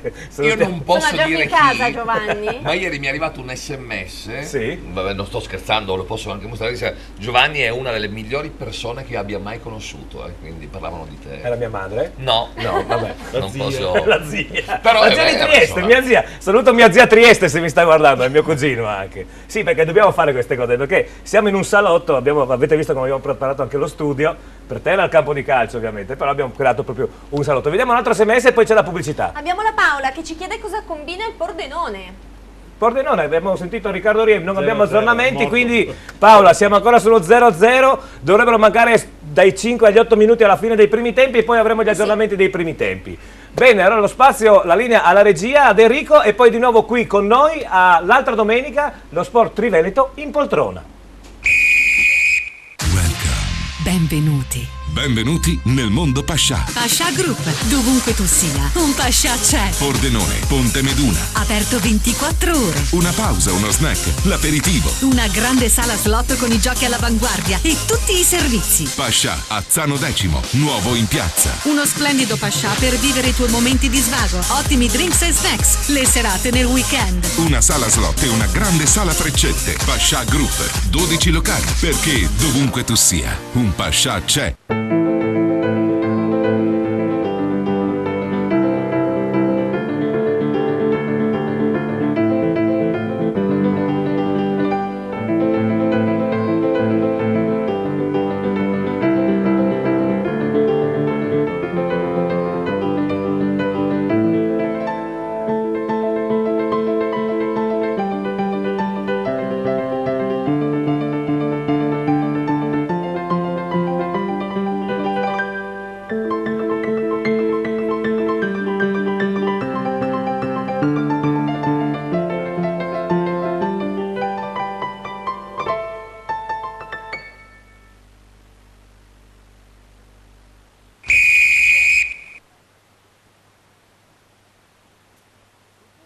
C'è il Subuglio in studio. C'è il Subuglio in studio, diceva, siete dei ragazzacci, siete, eh? No, io non vi ho dato il permesso di alzarvi, porca miseria. Stavamo commentando. No, sono venuti tutti qui a vedere stavamo le commentando SMS. il fatto che il Friuli Venezia Giulia sia terra di campioni, parlavamo appunto di pattinaggio artistico, che oltretutto, ricordiamolo, è una disciplina, oltre che essere atleti, bisogna essere anche disciplinati perché richiede impegno, costanza, volontà, forza e determinazione. Il pattinaggio è molto difficile e il Friuli Venezia Giulia ha una collezione di medaglie enorme. Insomma. Abbiamo un SMS che farà scatenare il Ce nostro l'avevamo, in realtà avvocato. ho qualche problema col PC, quindi se aspettiamo ancora Non che era riavvio. l'SMS che... No, abbiamo Cosa è la linea successo? lenta, siamo sulla linea lenta. Ma era prima l'SMS, fuori? Si è chiusa. Comunque in pratica, lo riassumo, un tal Casetta, che penso che tu conosci di Pordenone, ci ha scritto questo SMS, sì, è bello parlare del Pordenone, ma anche il Pordenone è tutta gente che viene da fuori a dirigere il Pordenone. E in più faceva un appunto al presidente che dice che capisce poco in dialetto. Beh, Lovise è di Pordenone. Lui dice di fuori perché di Rauscedo. No. Sì, io sto parlando di Trieste. Sai i campanili, no? Anche di Musa. Cioè, Lovise è di Pordenone. Effettivamente questa è stata un'altra anomalia del Pordenone, perché poi ricordo Caon, che era originario di Padova, anche se aveva costruito poi la sua fortuna a Pordenone. Dopo c'è stato i 6 anni di Gregoris, che la società era fortissima, poteva andare in Serie B, ma purtroppo non è stato, tra virgolette, consigliato bene. E dopo c'è stata tutta una serie di presidenti, tranne il dottor Morassi, che è di Azzano Decimo, che appunto venivano da fuori. Beh, adesso Lovisa è di Pordenone, insomma, se abita Ma è vero che capisce poco, come ci diceva l'amico all'SMS? No, non è che capisce poco, lui, Mauro, è uno che capisce di calcio. E forse, non lo so, si è appoggiato troppo sugli allenatori, io penso. Quindi diciamo... Perché io ho fatto il direttore sportivo per tanti anni, la squadra la faccio io, non la fa l'allenatore. Certo. L'allenatore, ad esempio, con Adriano Fedele abbiamo avuto tantissimi scontri, ma Adriano era uno che mi diceva: compra quello che vuoi, tanto di te mi fido, basta che mi porti degli uomini e non mi porti dei perdigiorno, delle mamole del perdigiorno a Pordenone. Cioè, voglio dire, dopo è chiaro che uno, se un direttore sportivo non è stupido, si consiglia con l'allenatore. Però si è appiattito troppo negli ultimi 3 anni sugli allenatori, quello che penso io. Torniamo un passo indietro, parlavamo prima del calciomercato di questo caso Bale, e c'è un caso opposto, un giocatore che consente a una squadra italiana di fare un passo importante verso il girone dei Champions League, che il giorno dopo come ringraziamento lo impacchettano, e per una cifra abbastanza nel mondo del calcio, Samira, 11 milioni di euro, 12, Boateng lo mandano allo Schalke 04, che non è il Real Madrid, il Barcellona o cosa, una buona squadra tedesca, ma sotto le prime 4. Adesso arriviamo. Che aggiornamento c'è, scusa Omar? Eccoci qua, allora finito il primo tempo 0-0, predominio del Pordenone, ha cercato di fare la partita, c'è stato un primo quarto d'ora abbastanza spumeggiante, dove il Pordenone ha sfiorato il palo, condannato già al secondo su un bellissimo cross di Fornasier. All'8° c'è stato un calcio rigore netto su Zubin che non è stato fischiato, e diciamo che il Pordenone comunque in questa prima fase ha giocato molto bene. C'è stato poi un attimo di stasi, c'è stato poi al 29° un bellissimo tiro al volo di Zubin, dove il portiere ha fatto un miracolo, e sul contrattacco del Montebelluna c'è stato un pasticcio della difesa pordenonese, dove Morbioli non ha approfittato di questo pasticcio e ha tirato sulla rete esterna. Diciamo Riccardo, che è una partita dove... Riccardo, scusami, mi senti Riccardo? Pronto? Mi senti Riccardo? Sento male, dimmi. Un commento dell'avvocato Maurizio, stiamo giocando contro i morti il Pordenone. No, diciamo che è una squadra molto giovane, quella del Montebelluna, dove il ragazzo più anziano, diciamo, è un 89, chiaramente stanno giocando sulla difensiva, stanno cercando di fare qualche contropiede e qualche azione. Diciamo che c'è un regista molto bravo che è Morbioli, che sta dando qualche grattacapo al Pordenone. Diciamo che fraseggia poco il Pordenone, prevale solamente lanci lunghi. Devo dire Zanardo molto bene, e soprattutto mi è piaciuto Fornasieri, che si è inserito sulla fascia 2 o 3 volte mettendo in difficoltà il Montebelluna. Bene Riccardo. Dai, casomai ci sentiamo dopo per aggiornamenti più tardi. Quindi grazie, fine del primo ciao. tempo, grazie a Riccardo Riem in diretta per l'altra domenica a Montebelluna. Abbiamo recuperato un messaggio. Benissimo, vai con l'SMS Sara. Lovisa, se Lovisa capisse di calcio avrebbe preso l'avvocato come direttore sportivo già 3 anni fa. Eccoci. Invece vuole gente che può trattare come burattini. Eccoci, bella pesante questa Maurizio. Non può mica commentare. Non posso Come non devi allora, Edi, commenta tu. No, sei... ma voglio dire, se io... Sono troppo amico anche di Mauro, poi di Lovisa, insomma. Le parole pesano. Lo allenavo io in campo con gli avvocati, lui giocava a centravanti, è mio amico, non posso... Ma hai avuto qualche abboccamento col Pordenone o mai è successo? No. Perché ricordiamo che in un momento storico in cui c'era una grande squadra della bassa, non friulana, mandamento di Portogruaro, Maurizio aveva avuto un abboccamento con una società che poi purtroppo è completamente sparita e fallita. Forse proprio perché non è andato Maurizio a mettere a posto i conti e quant'altro, ovviamente parliamo delle Sumaga Portogruaro. Ma io dico sempre che è semplicissimo fare una squadra. Basta saperla fare, primo. Secondo, se è una squadra già buona, non puoi, gli errori dei vari presidenti, Moratti, poi nel piccolo, quella volta anche Setén, quando era prima che Trassi, faceva sempre delle belle squadre, grosse squadre, non vinceva, li mandava tutti a casa. Non si fa così, si crea un gruppo, l'anno dopo prendi 3 giocatori e vinci. Ecco, torniamo... Il problema è che tutti questi presidenti hanno fretta di vincere e smontano le squadre che loro stessi hanno fatto, credendoci su quella squadra che magari poteva vincere il campionato. Tienla, manda via quei 2 o 3 pezzi, ne prendi 3 pezzi da 90 e vinto il campionato. Ecco. C'è qualche milanista qua tra di voi?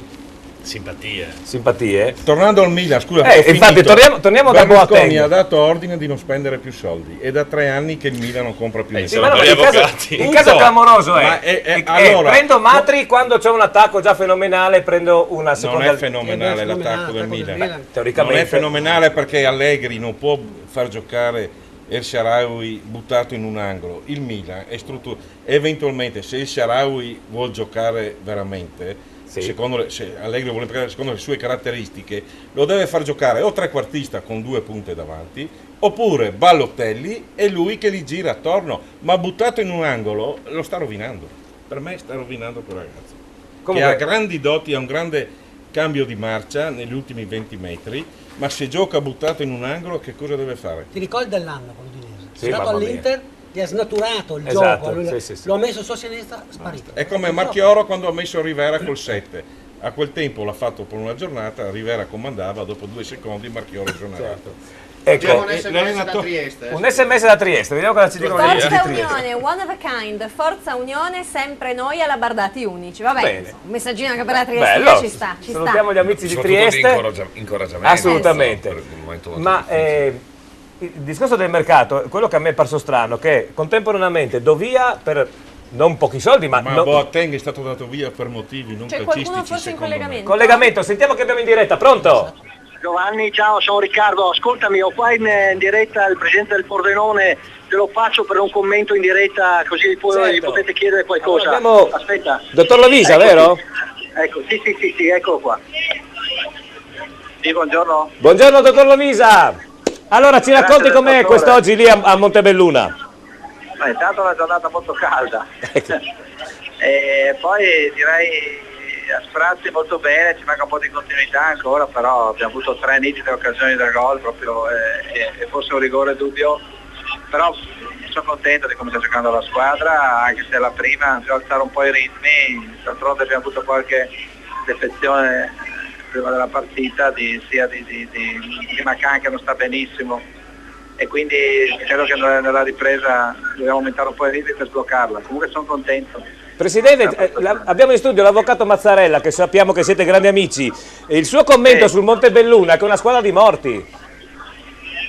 Squadra giovane, una squadra che gioca a palla solo lunga. Maurizio ha giocato a calcio e sa che per giocare bene a volte bisogna essere in 2, giocare contro queste squadre è tutto difficile, giocano sempre 6-7 giocatori sotto la palla, non è facile. Bisognerebbe sbloccarla, allora si vede un'altra partita. Credo che Maurizio questo lo sappia.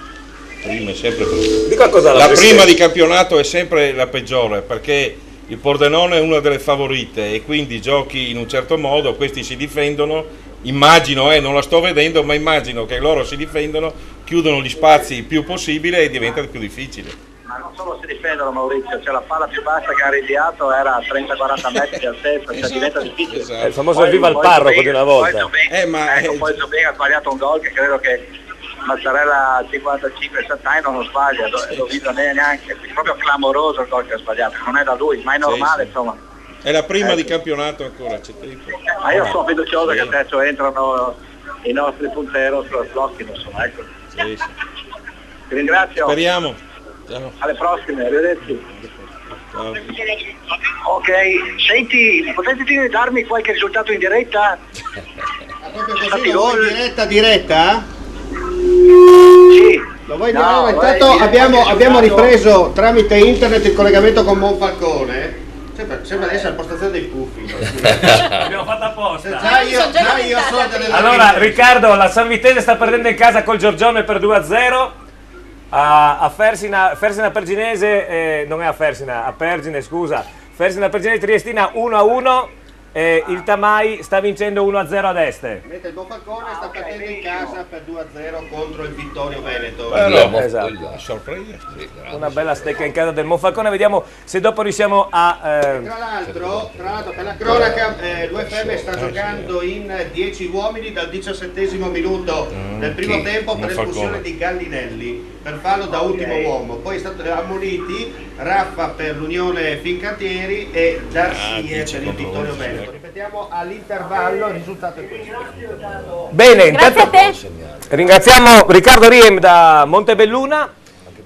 Abbiamo forse già il riassunto dei primi tempi, mentre chiedo cortesemente alla regia se ci colleghiamo appunto col nostro amico Emilio Ripari per avere il commento del primo tempo, dopo il primo tempo dell'Unione Triestina. Vediamo se andiamo veloci. Noi eravamo rimasti, ripeto, le squadre che stiamo seguendo ovviamente più da vicino. A San Vito la Sanvitese stava perdendo per 2-0 con il Giorgione, una doppietta di Soldo nel primo tempo, mentre era in pareggio Fersina Perginese e Triestina 1-1.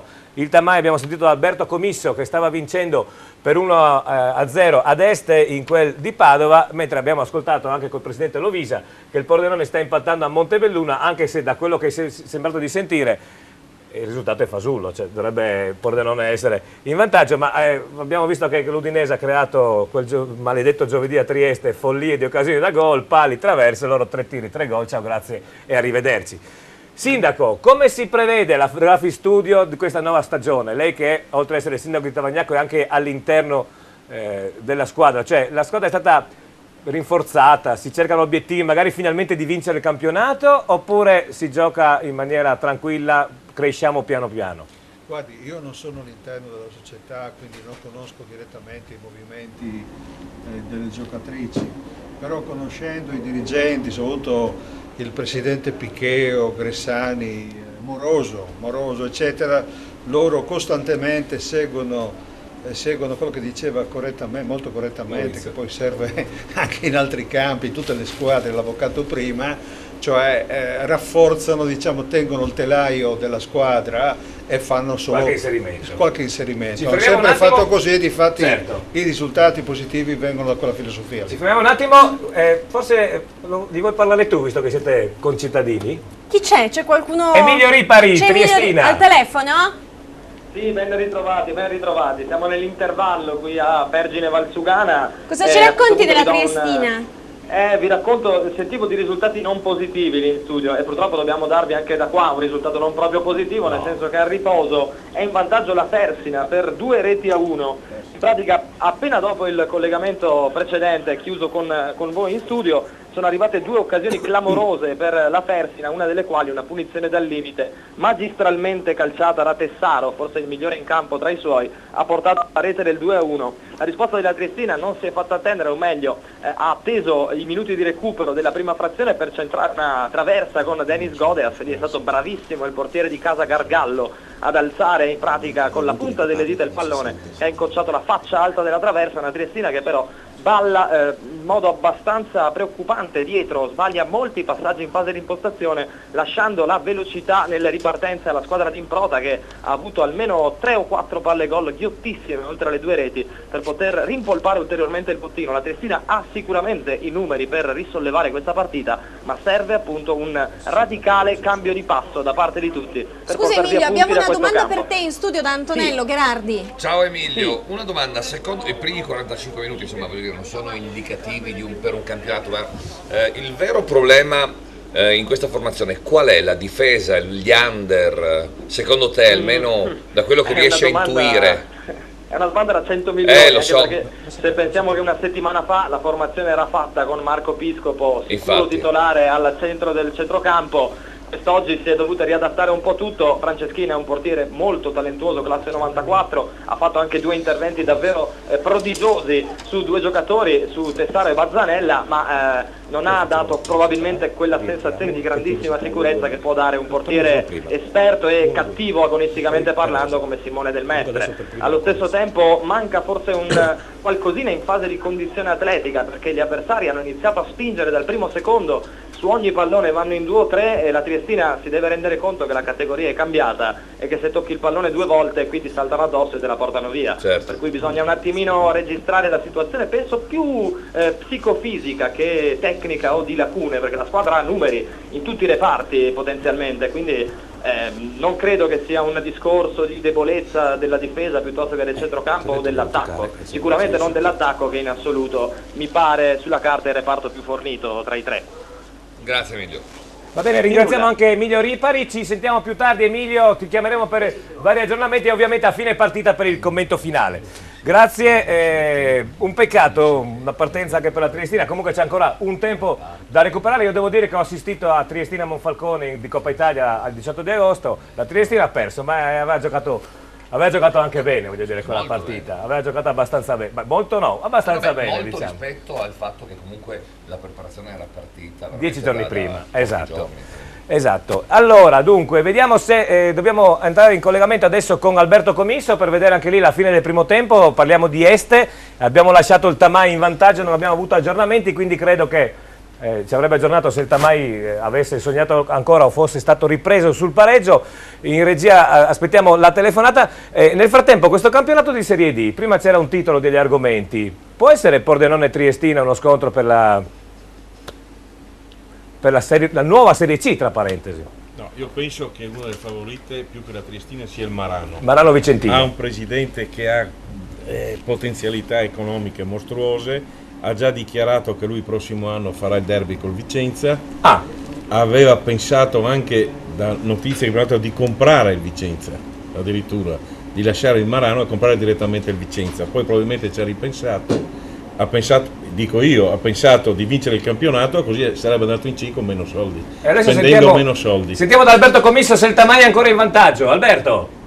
Il Tamai è ancora in vantaggio, siamo al secondo minuto della ripresa. Praticamente la squadra, le Furie Rosse continuano a condurre per una rete a 0 sull'Este per effetto del gol siglato al 30° minuto del primo tempo da Cima.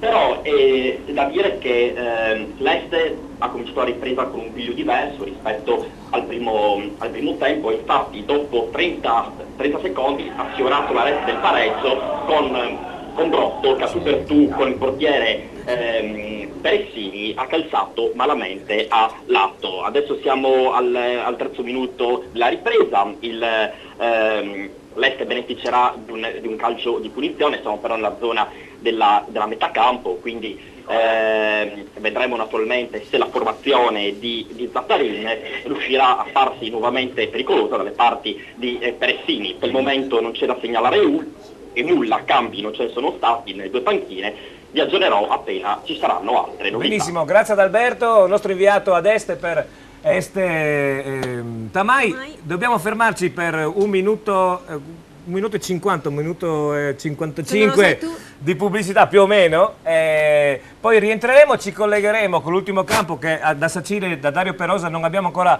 avuto novità, quindi vuol dire che la situazione è calma piazza. Sacilese Mezzocorona 0-0 mi risulta. Sacilese Mezzocorona 0-0, Sara sei bravissima. Mi sono iPaddata. Maurizio, l'assumiamo come assistente quando avrei una nuova dirigenza sportiva, cosa dici? La Triestina naturalmente. La Triestina, che non vedi che gioco in casa. l'ho fatta vestire con i colori dell'Unione quest'oggi. Lei bisognerebbe farla silente però. Silente? Sì, è una cosa nostra. Va bene. Allora, linea alla regia, abbiamo poca pubblicità e poi di nuovo qui perché abbiamo ancora un'ora da passare insieme con tantissimi argomenti. Grazie. Passa prima da In Outlet, spaccio aziendale elettrodomestici grandi marchi. In Outlet Friuli, a Pradamano dietro al Bennett, a Roveredo in Piano dietro a Bartolini. Per un momento unico, importante, la perfezione e lo stile nel tuo total look. Paolo Miotti, stile italiano. L'uomo, la cerimonia, gli invitati. Per la tua occasione importante, tante proposte, tante idee eleganti, originali, dinamiche. L'uomo e la cerimonia. Per tutti gli invitati, un'occasione unica per scoprire la più bella moda uomo. Il total look unico in perfetto stile italiano. Paolo Miotto, stile italiano. Via 25 aprile 1, in centro, ad Azzano X. Benvenuti. Benvenuti nel mondo Pascià. Pascià Group, dovunque tu sia, un Pascià c'è. Casarsa della Delizia, completamente rinnovato, aperto 24 ore. Un'ampia terrazza con tutte le partite in diretta. Gli snacks, gli aperitivi, tutti i servizi online. La nuovissima sala slot con le videolottery e i giochi più avvincenti e moderni. Pascià San Vito al Tagliamento. Giovane, allegro, per le colazioni, gli aperitivi. La musica dal vivo e le grandi serate. È una grande sala slot per giocare alla fortuna. Pascià Group, 12 locali, perché dovunque tu sia, un Pascià c'è. Rientriamo in studio, dunque, qua fanno sempre più i discoli, Sì, è vero, bisogna tenerli sotto controllo. Sara, tu la prossima volta vieni con la bacchetta. Con la Cosa bacchetta? dici? Ecco. Allora, vediamo se riusciamo a collegarci con l'ultimo campo che con ci Dario, manca. vero, dicevi? Dario Perosa, sì, in occasione di Sacilese Mezzocorona. Dunque, torniamo al discorso col sindaco, no? Di questa Graphic Studio. Per questa nuova stagione parlavamo appunto, come diceva lei, non grandi sconvolgimenti, qualche nuovo elemento. Ma rispetto all'anno scorso, pensa che si possa arrivare, oltre alla Coppa Italia, a puntare anche allo scudetto o no? Se attenzione che la situazione economica generale, io qui ringrazio veramente gli sponsor, innanzitutto Graphic Studio, che fanno uno sforzo importante perché poi supportano 2 squadre, certo, più altri settori sportivi. Il problema può essere quello, però confidiamo sulla forza del collettivo sia per quanto riguarda gli sponsor sia per quanto riguarda le ragazze, le giocatrici e la società. Per quanto riguarda il comune noi non possiamo, certo, se non fornire le infrastrutture eccetera, non possiamo fare altro. Esatto. Prima sentiamo Perosa, poi faccio una domanda. Vai Costantino. Allora Dario, questo primo tempo, reti bianche al 25 aprile, cosa ci racconti?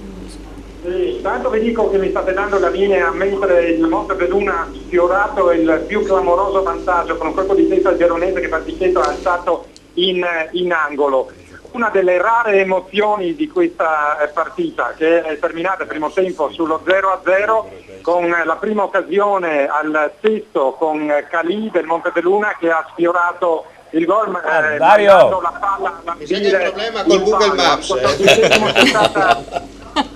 Al 14esimo c'è stata una mischia che è stata conclusa dal Boscolo Papo per la Sacilese con una conclusione poco sopra la traversa, e al 34esimo una punizione di Grion alzata in angolo da Zomer. Praticamente con quella che vi ho raccontato praticamente in diretta di Veronese, sempre del Montebelluna, sono le 4 azioni che hanno caratterizzato questi primi 50 minuti, direi, di gioco piuttosto fiacco, con la Sacilese sempre in controllo della situazione, ma con un Montebelluna schierato con un 4-1-4-1 molto attento. Giovane Montebelluna, però ricordiamo anche che questa formazione a livello giovanile ha fatto miracoli, e quindi promossa nei campionati maggiori, e in questo esordio, se non altro, sta facendo bene. Ma forse dovremmo dire che fino a questo momento qui ha deluso la Sacilese. Non è certamente la Sacilese pimpante vista nella prima ora del derby con il Tamai. 0-0 qui, però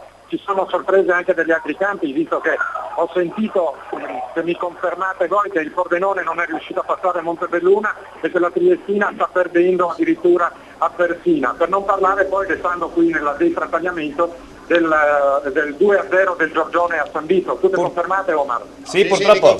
Ti confermo. Purtroppo non sta andando molto bene per quanto riguarda questa prima giornata, ma ci auguriamo insomma che via etere ci ascoltino e chissà che magari il golletto nella porta giusta in questo caso arrivi. Grazie Dario, e tienici come sempre informati, se c'è gol o qualsiasi cosa chiamaci per dire cosa succede al 25 aprile. Grazie ancora a te. Torniamo al discorso della Graphic Studio. Io ho sentito proprio anche ieri pomeriggio il presidente Picheo, il quale insomma mi diceva che sta allestendo una bella squadra insieme al direttore sportivo, al direttore generale, però insomma, essendo lui tra l'altro ex maresciallo, anzi già maresciallo dei carabinieri, perché non si va mai in pensione quando si è sotto l'arma, perfetto, ecco, importante, ne so qualcosa insomma, anche se non ho fatto il maresciallo, però si rimane secoli fedele, ma rimaniamo coi piedi per terra, perché dice un passettino alla volta, giustamente lo scudetto può arrivare, però usando la testa e soprattutto guardando il portafoglio.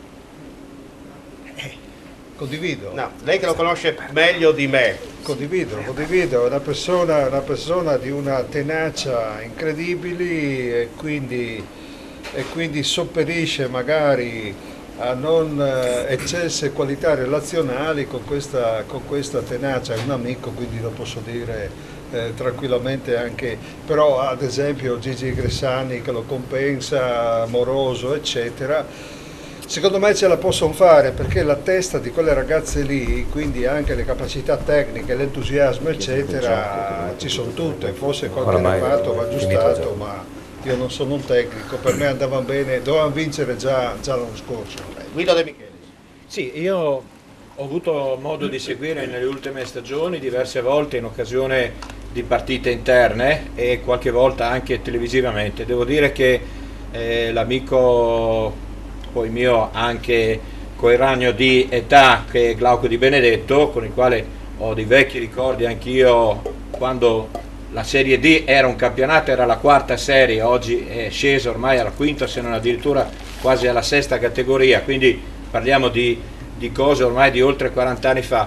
Mi diceva appunto che quest'anno la squadra è cresciuta, ma nel crescere c'è anche questa necessità poi di uscire un po' dal contesto locale, tant'è che alcune giocatrici sono state dopo il giro della nazionale allettate anche dai campionati stranieri. Il Chiaselli, la stessa Graphic Studio hanno delle atlete che stanno cominciando a diventare di interesse europeo. Quindi questo, se mi permetti Guido, Saragama da pochi giorni ha firmato col Paris Saint-Germain, sì, ma altri in Germania. Abbiamo sentito dell'esperienza appunto svedese e di queste nazionali che nel calcio femminile la fanno grande, ma il calcio nel femminile è veramente uno dei vanti, perché quest'anno ci sono 3 squadre e diciamo che anche nella seconda lega vediamo che abbiamo...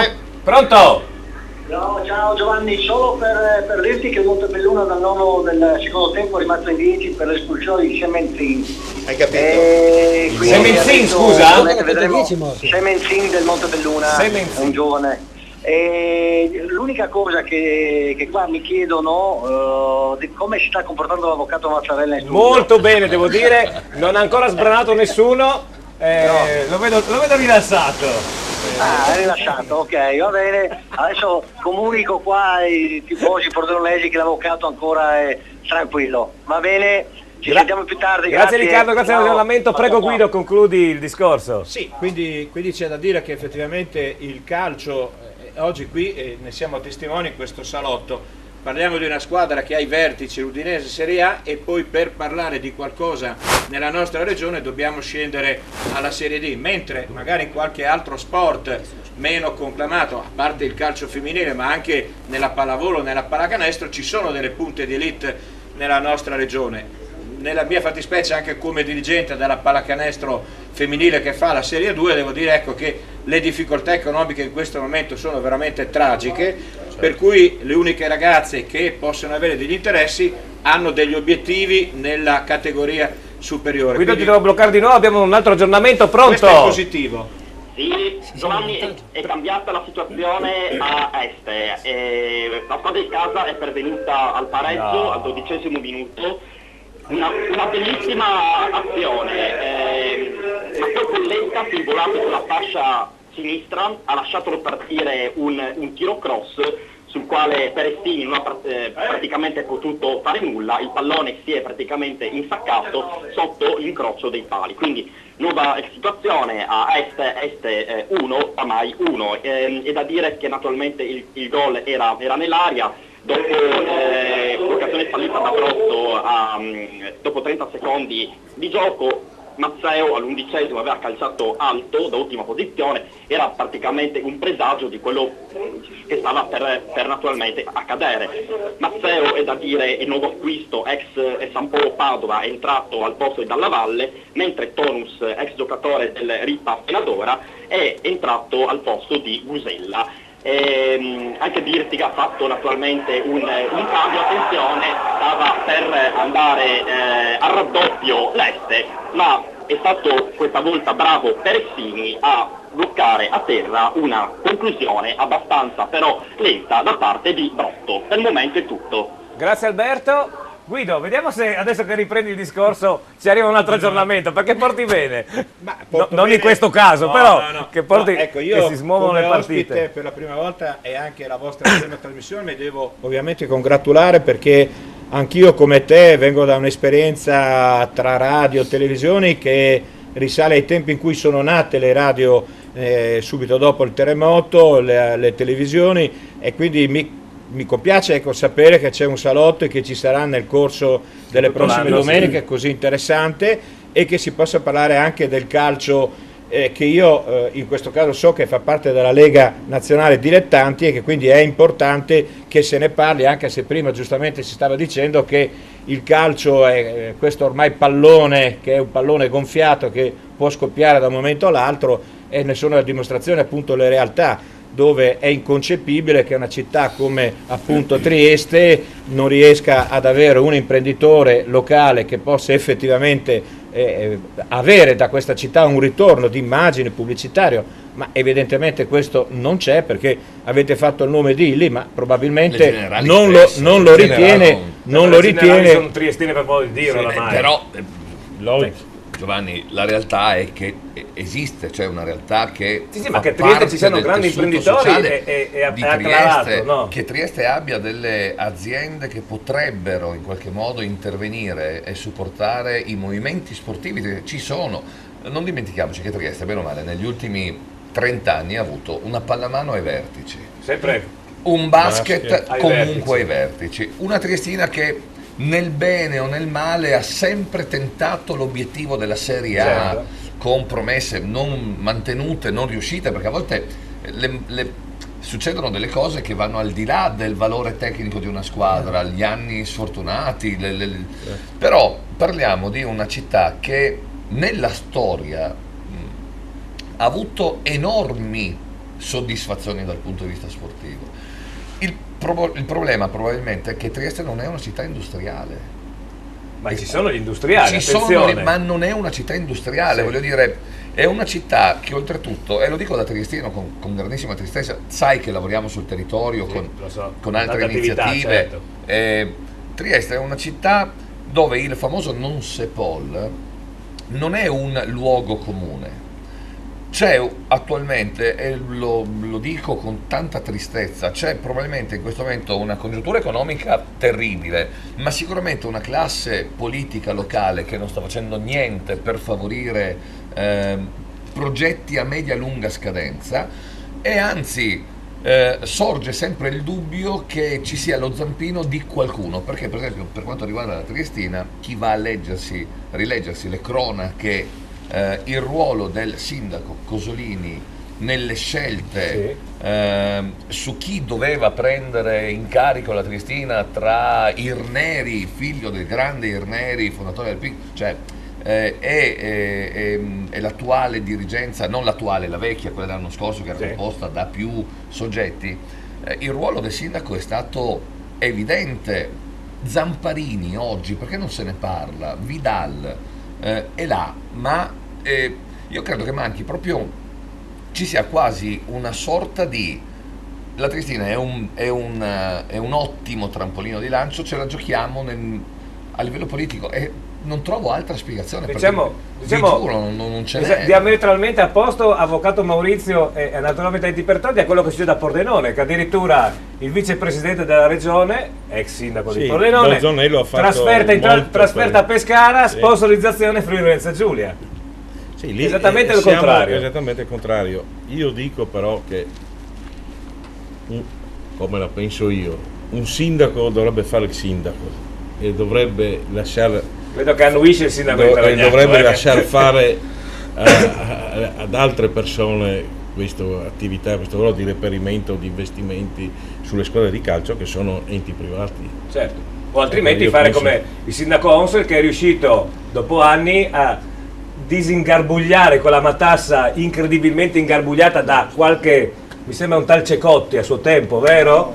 Con lo stadio Friuli, che la battuta classica di Cecotti è stata: se non gioca l'Udinese facciamo un centro commerciale. O meglio, storica quella. Vorrei un attimo precisare, il sindaco deve fare, nel senso che non deve mettere i bastoni fra le ruote a eventuali gruppi che vogliono prendere. Nel momento in cui c'è delle persone che vogliono prenderlo, basta. Ha fatto il suo, si è interessato. Il problema nasce quando è di proprietà del comune la struttura e la società che la gestisce privata. Allora lì naturalmente nascono dei oppure quando si crea un vuoto. Per dare continuità. Ma questo è legittimo, voglio dire, Cosolini, la giunta sono intervenuti necessariamente per tentare di fare chiarezza. Il punto è che credo che poi ci debba necessariamente fare un passo indietro. Posso dire una cosa, la società era in vendita da un curatore fallimentare. Vero, certo. Se vado io e me la compro, me la sono comprata. Tu sindaco non puoi metterti a dire deve andare là e non deve andare là. Voi sapete che il logo è stato comprato dai tifosi per 30.000 euro, no? Cioè, quindi è proprietà, il marchio dei tifosi, che credo sia un'anomalia perché di fatto è come aver raggiunto l'azionariato popolare, no? Senza averlo, però, senza averlo. perché i soldi li mettono. Ma se non ci fossero stati i tifosi che riempiono, comunque l'anno scorso abbiamo fatto 5.000 in eccellenza. Esatto, sì. Cioè, quello che voglio dire è che è assurdo che si continui a parlare di campanilismo, si guardi in altri giardini. L'Udinese è una realtà che è indiscutibile, è ai vertici ormai del calcio da decenni, ha una storia. Ma perché è nata da un parliamo progetto, di livelli societari, attenzione. Ma è bravo, e questo è il perché punto. a livelli di pubblico, ma guardate, guardate, Friuli è sempre il deserto del Sahara. Il Chievo è uguale, cioè il discorso è questo: per qualsiasi cosa ci deve essere un progetto. Quando tu mi hai parlato di questa trasmissione, progetto? mi hai detto lo faccio perché è ora di finirla con il campanilismo. Facciamo vedere che questa è una regione che è viva, che ha miliardi di interessi.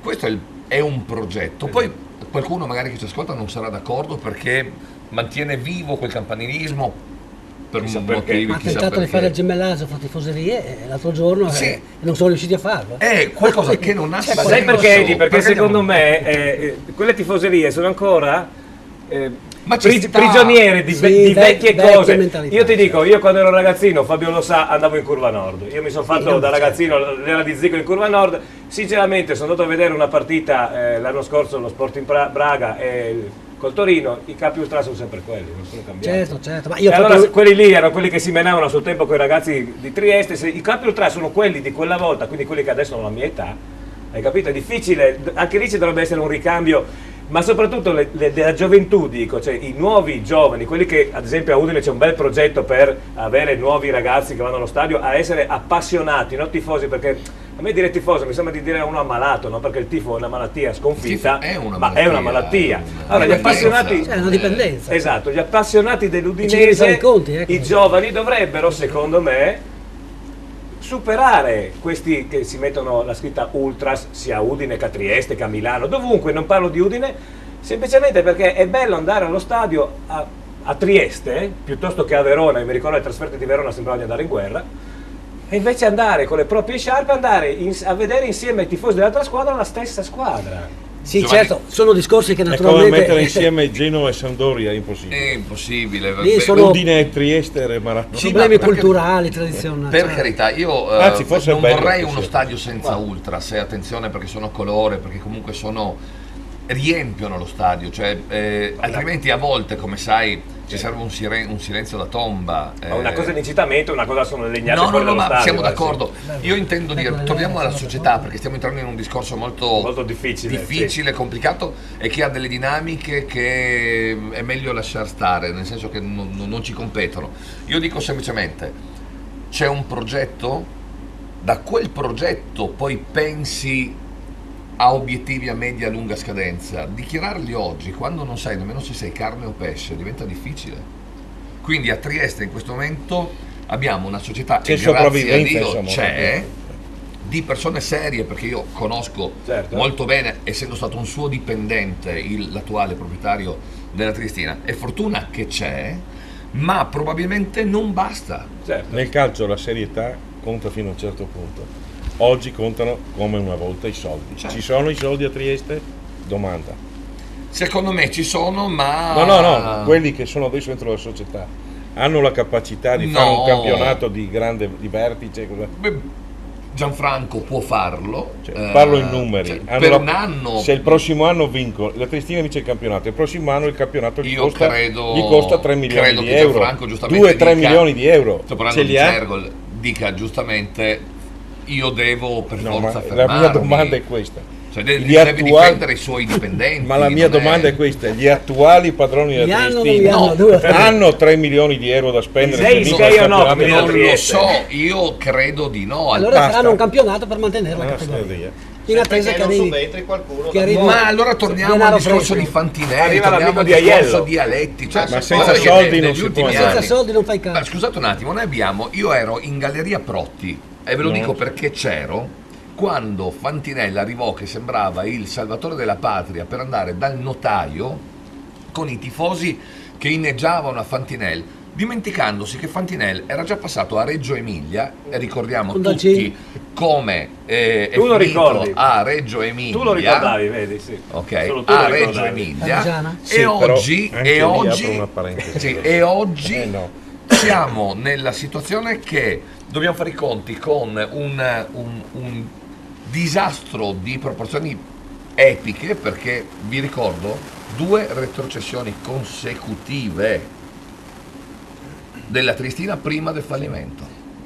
Però tornando indietro alla Reggiana, volevo ricordare che c'era un certo direttore generale del CIN che secondo me all'Odi e dal CIN sono le persone che possono aver dato qualcosa al calcio italiano a livello manageriale. Dal CIN per primo ha inventato la pubblicità a Bucarest, dal CIN per primo ha messo le cose Samsung sul coso. Dal CIN per primo è andato a comprare il giocatore per il Milan, Rijkaard, è stato uno dei primi che ha comprato per le società un giocatore, lo Sporting non sapeva a chi lo vendeva e poi gliel'ha girato al Milan, lo stanno ancora cercando. Diciamo che Dal CIN è colui che ha portato Zico a Udine, diciamo che questo. Poi Zico lì è stato Mazza, che io poi sono amico anche della famiglia Mazza, cosa mi ha raccontato, non so se poi suo figlio, mentre parlava con Dalcin, così mi ha detto il commendatore, purtroppo non c'è più per smentirmi, ma c'erano altri testimoni, mentre parlava con Dalcin di chi portare, di un personaggio, e il figlio gli dice: ma papà, ma perché non prendi Zico? E da lì, dice, almeno a quella cena se l'ha raccontato, è venuto, gli ha dato l'ordine Dalcin di andare a vedere se perdeva Zico. Adesso non so se questa sia una favola raccontata dal commendatore, no, l'ha raccontata lui, quindi ma parliamo di successi, noi stiamo parlando di insuccessi. Quello che voglio dire io, Dalcin è stato il primo a creare lo stadio di proprietà della società. Questo è successo 20 anni fa, no, a Reggio Emilia. Sì, Dalcin è avanti 20 anni rispetto a te. No, ma io non stavo... Non lo dico perché sono stato il suo giocatore, ma perché è la verità. Però, avvocato, io non sto discutendo però non fargli fare le squadre, quella è un'altra cosa. Che è fallita, quella è un'altra cosa. È fallita, no, sto dicendo, Dalcin, grandissimo manager, penso il numero 1 in Italia, perché come lui non ce n'è e non ce ne sono stati. Ci sono in corso con grande personalità, che era in grado di... Era quasi lui il presidente della società. Certo. Però per fare le squadre forse no. Ecco, dal punto di vista tecnico. Diamo la linea a Sara che c'è... Abbiamo un messaggio molto interessante, un messaggio di complimenti, grande trasmissione. Domenica prossima ci piacerebbe venire a parlare di sport e solidarietà. Alessio e Antonio, Giro d'Italia in pedalò a scopo benefico. Loro raccolgono fondi per l'associazione Il Gabbiano. Tra l'altro sono anche molto attivi su Facebook e sono della zona, se non sbaglio. Mettetevi in contatto con la relazione, cioè con me, durante la settimana vediamo. Mettiamoci in contatto con Giovanni. No, perché, no, scusa, mi piace, no, quando vedete quei programmi anche a livello locale, la nostra redazione, ragazzi, qua è one man band, 1, 2, 3, qua siamo tutti. E poi un messaggino anche su WhatsApp da Trieste. Ciao amici dell'altra domenica, sono Michele di Trieste, Forza Unione, un caro saluto a tutti gli ospiti e un bacio virtuale a Sara, vi sto guardando. Bene, io vedo che non sembra che ci siano aggiornamenti, almeno no. Este Tamaio 1-1 com'era, perso la Perginese 2-1 del girone perché il Belluno è passato in vantaggio sul Trissino. Sì. Abbiamo un'altra squadra che non è male. Abbiamo una diretta? No, è stata un'allucinazione di Antonello. È una specie di Larsen quando vanno vicini loro due, allora sembra essere al telefono. Ecco, purtroppo un'altra brutta notizia perché il Vittorio Veneto Falmec ha fatto il 3 a Monfalcone. D'altra parte, come ci diceva prima Omar, il Monfalcone sta giocando come il più grande presidente del mondo è Pozzo, perché io non ho mai visto nessuno che ha investito 3 miliardi su 2 giocatori al tempo. Uno era Amoroso e l'altro era Biro. Ne ha presi 70. E 2 ne ha presi se almeno così 60 da Amoroso e 50 di Biro. No, mi sembra che fossero in totale. No, tutti e due hanno preso, almeno io ricordo 60 milioni di Amoroso, 60 miliardi e miliardi e 50 miliardi. Ricordiamoci Cioè, io dico, ricordiamoci che Birov era finito in Serie C con l'Ascoli e l'Inter non lo voleva. L'Inter non lo voleva, lui l'ha preso per 1 miliardo, l'ha riscattato e ha guadagnato 103 miliardi in 2 anni. Io penso che sia un fenomeno. Io credo sia l'unico presidente che ha sanato le proprie aziende, non il contrario. Sì, no, è un fenomeno. Perché i presidenti falliscono proprio perché mettono soldini nella società. Questo è successo. E qua forse anche un po' il segreto, anche il gruppo di osservatori che ha. Ernesto Warnier, che era il mio capitano quando giocavamo insieme, e c'era Gerolin Manuel che giravano il mondo per cercare i giocatori e ha sempre trovato. Ma ce n'è tantissimi, lo stesso Sanchez, Pizarro, tutti questi giocatori comprati, non dico proprio una birra, ma venduti. Credo che in assoluto a livello non mondiale, esiste a livello mondiale uno dei migliori sia Gino Pozzo. Sì, Gino il figlio del Faraone, è vero manager. Che onestamente credo ci sia sì, sicuramente abbiamo un messaggio che proprio su quello che si diceva prima, che corrobora l'idea dell'avvocato. Sì. È triste vedere un petroliere ligure che sponsorizza il Rijeka in Slovenia e a Trieste né Generali né Illy tirano fuori €1. La Triestina è viva solo grazie ai tifosi alla Bardati. Notizia di oggi, oltretutto, il Rijeka probabilmente chiederà di giocare le 3 partite a Trieste perché non ha il campo hanno avuto una deroga per disputare l'ultimo incontro e hanno chiesto quante partite deve fare? 3. Perse tutte 3. Possiamo raccontare questa cosa? Perché tra Trieste e Rijeka è peggio che tra Trieste e Udine. Per la Fiumana. No, ferma, ci saranno disordini. No, quello è pacifico. Prima ne discutevamo, prima partita inaugurale dello stadio Nereo Rocco di Trieste, Triestina Vispesaro, c'erano più di 20.000 spettatori perché il biglietto era gratuito, era stato offerto dal comune. Se andate a vedervi le immagini dello stadio era non pieno di più. Ma le sagome? No, quella delle sagome è stata quella della barzelletta su tutti i giornali. La Triestina perse 1-0 con gol di Pellegrino, quindi porta sfiga, della Vispesaro, e quell'anno fallì. È il massimo. Quindi proprio è come... Comunque apro parentesi, il mio sogno è andare a vivere a Trieste e di morire a Trieste. Quindi voglio dire, per me Trieste è il massimo come città. E allora bisogna convincere Zamparini, avvocato, bisogna convincere Zamparini a fare in modo che lei possa tornare a Trieste. Bisogna fare una manovra, sì. Io mi candido come speaker dello stadio, siamo già pronti. Intanto qua arrivano messaggi per il Pordenone su WhatsApp. Ciao a tutti, la gestione del Pordenone degli ultimi 4 anni è indiscutibile, Lovisa non si tocca, averne presidenti così. Forza Ramarri. Ma difatti il problema non è Lovisa, è il problema sono gli allenatori e i dirigenti che ha avuto vicino. Non è ma penso che li abbia scelti lui, non è stato unto dal Signore con loro, no? Sì, ma in effetti poi abbiamo un altro messaggio. Uno può essere anche un grande presidente e non sapersi scegliere degli uomini vicino, quello non vuol dire. Però il concetto base è che chi tira fuori i soldi per il calcio bisogna tappeti rossi. Grazie che stai tirando fuori dei soldi e che ti interessi di calcio. Abbiamo un altro messaggio? Quindi Lovisa è indiscutibile. Tra l'altro, scusa, ti faccio un aggiornamento da per quanto riguarda il match tra l'UFM e il Vittorio Veneto, il risultato ancora sul 3-0. Il marcatore, vediamo subito perché con i cellulari oggi è una roba incredibile, al 47esimo, dunque al secondo minuto della ripresa, Dassi aveva portato sul 3-0 il Vittorio Veneto. Vittorio Veneto che tanto gioca anche lui in 10, dunque ristabilita la parità numerica, perché al 57esimo è stato espulso Scarabel per fallo da ultimo uomo. In precedenza al 17esimo era stato espulso per la stessa azione Gallinelli dell'UFM. Dunque parità numerica, ma purtroppo sono tre. Tornando al Pordenone, un attimo che ce n'è una per te. Infatti ce n'è uno e poi andiamo in pubblicità, Enrico. Montebelluna in 10, squadra di cadaveri. Con la che K. ci vuole al Pordenone per vincere? Un rigore? Come lo scorso anno, che ne ha avuti 16 a favore, ridicoli. Ecco, sì, questo è anche vero, però quello che volevo dire prima è che 4 anni che è presidente e 4 anni che si dice va in C2, non è ancora andato. Certo. E quindi è chiaro che dal punto di vista calcistico lui queste 4 stagioni le ha sbagliate, però se va via Lovisa, chi viene, chi prende il Pordenone? Questo è anche vero. Quindi Ci Lovisa... lasciamo con questa domanda, lo proseguiamo dopo perché c'è 1 minuto e 30 di pubblicità e poi ancora per l'ultima mezz'ora insieme a noi dell'altra domenica lo sport Triveneto in poltrona. Benvenuti. Benvenuti nel mondo Pascià. Pascià Group, dovunque tu sia, un Pascià c'è. Pordenone, Ponte Meduna. Aperto 24 ore. Una pausa, uno snack, l'aperitivo. Una grande sala slot con i giochi all'avanguardia e tutti i servizi. Pascià, Azzano Decimo, nuovo in piazza. Uno splendido Pascià per vivere i tuoi momenti di svago. Ottimi drinks e snacks. Le serate nel weekend. Una sala slot e una grande sala freccette. Pascià Group, 12 locali. Perché dovunque tu sia, un Pascià c'è.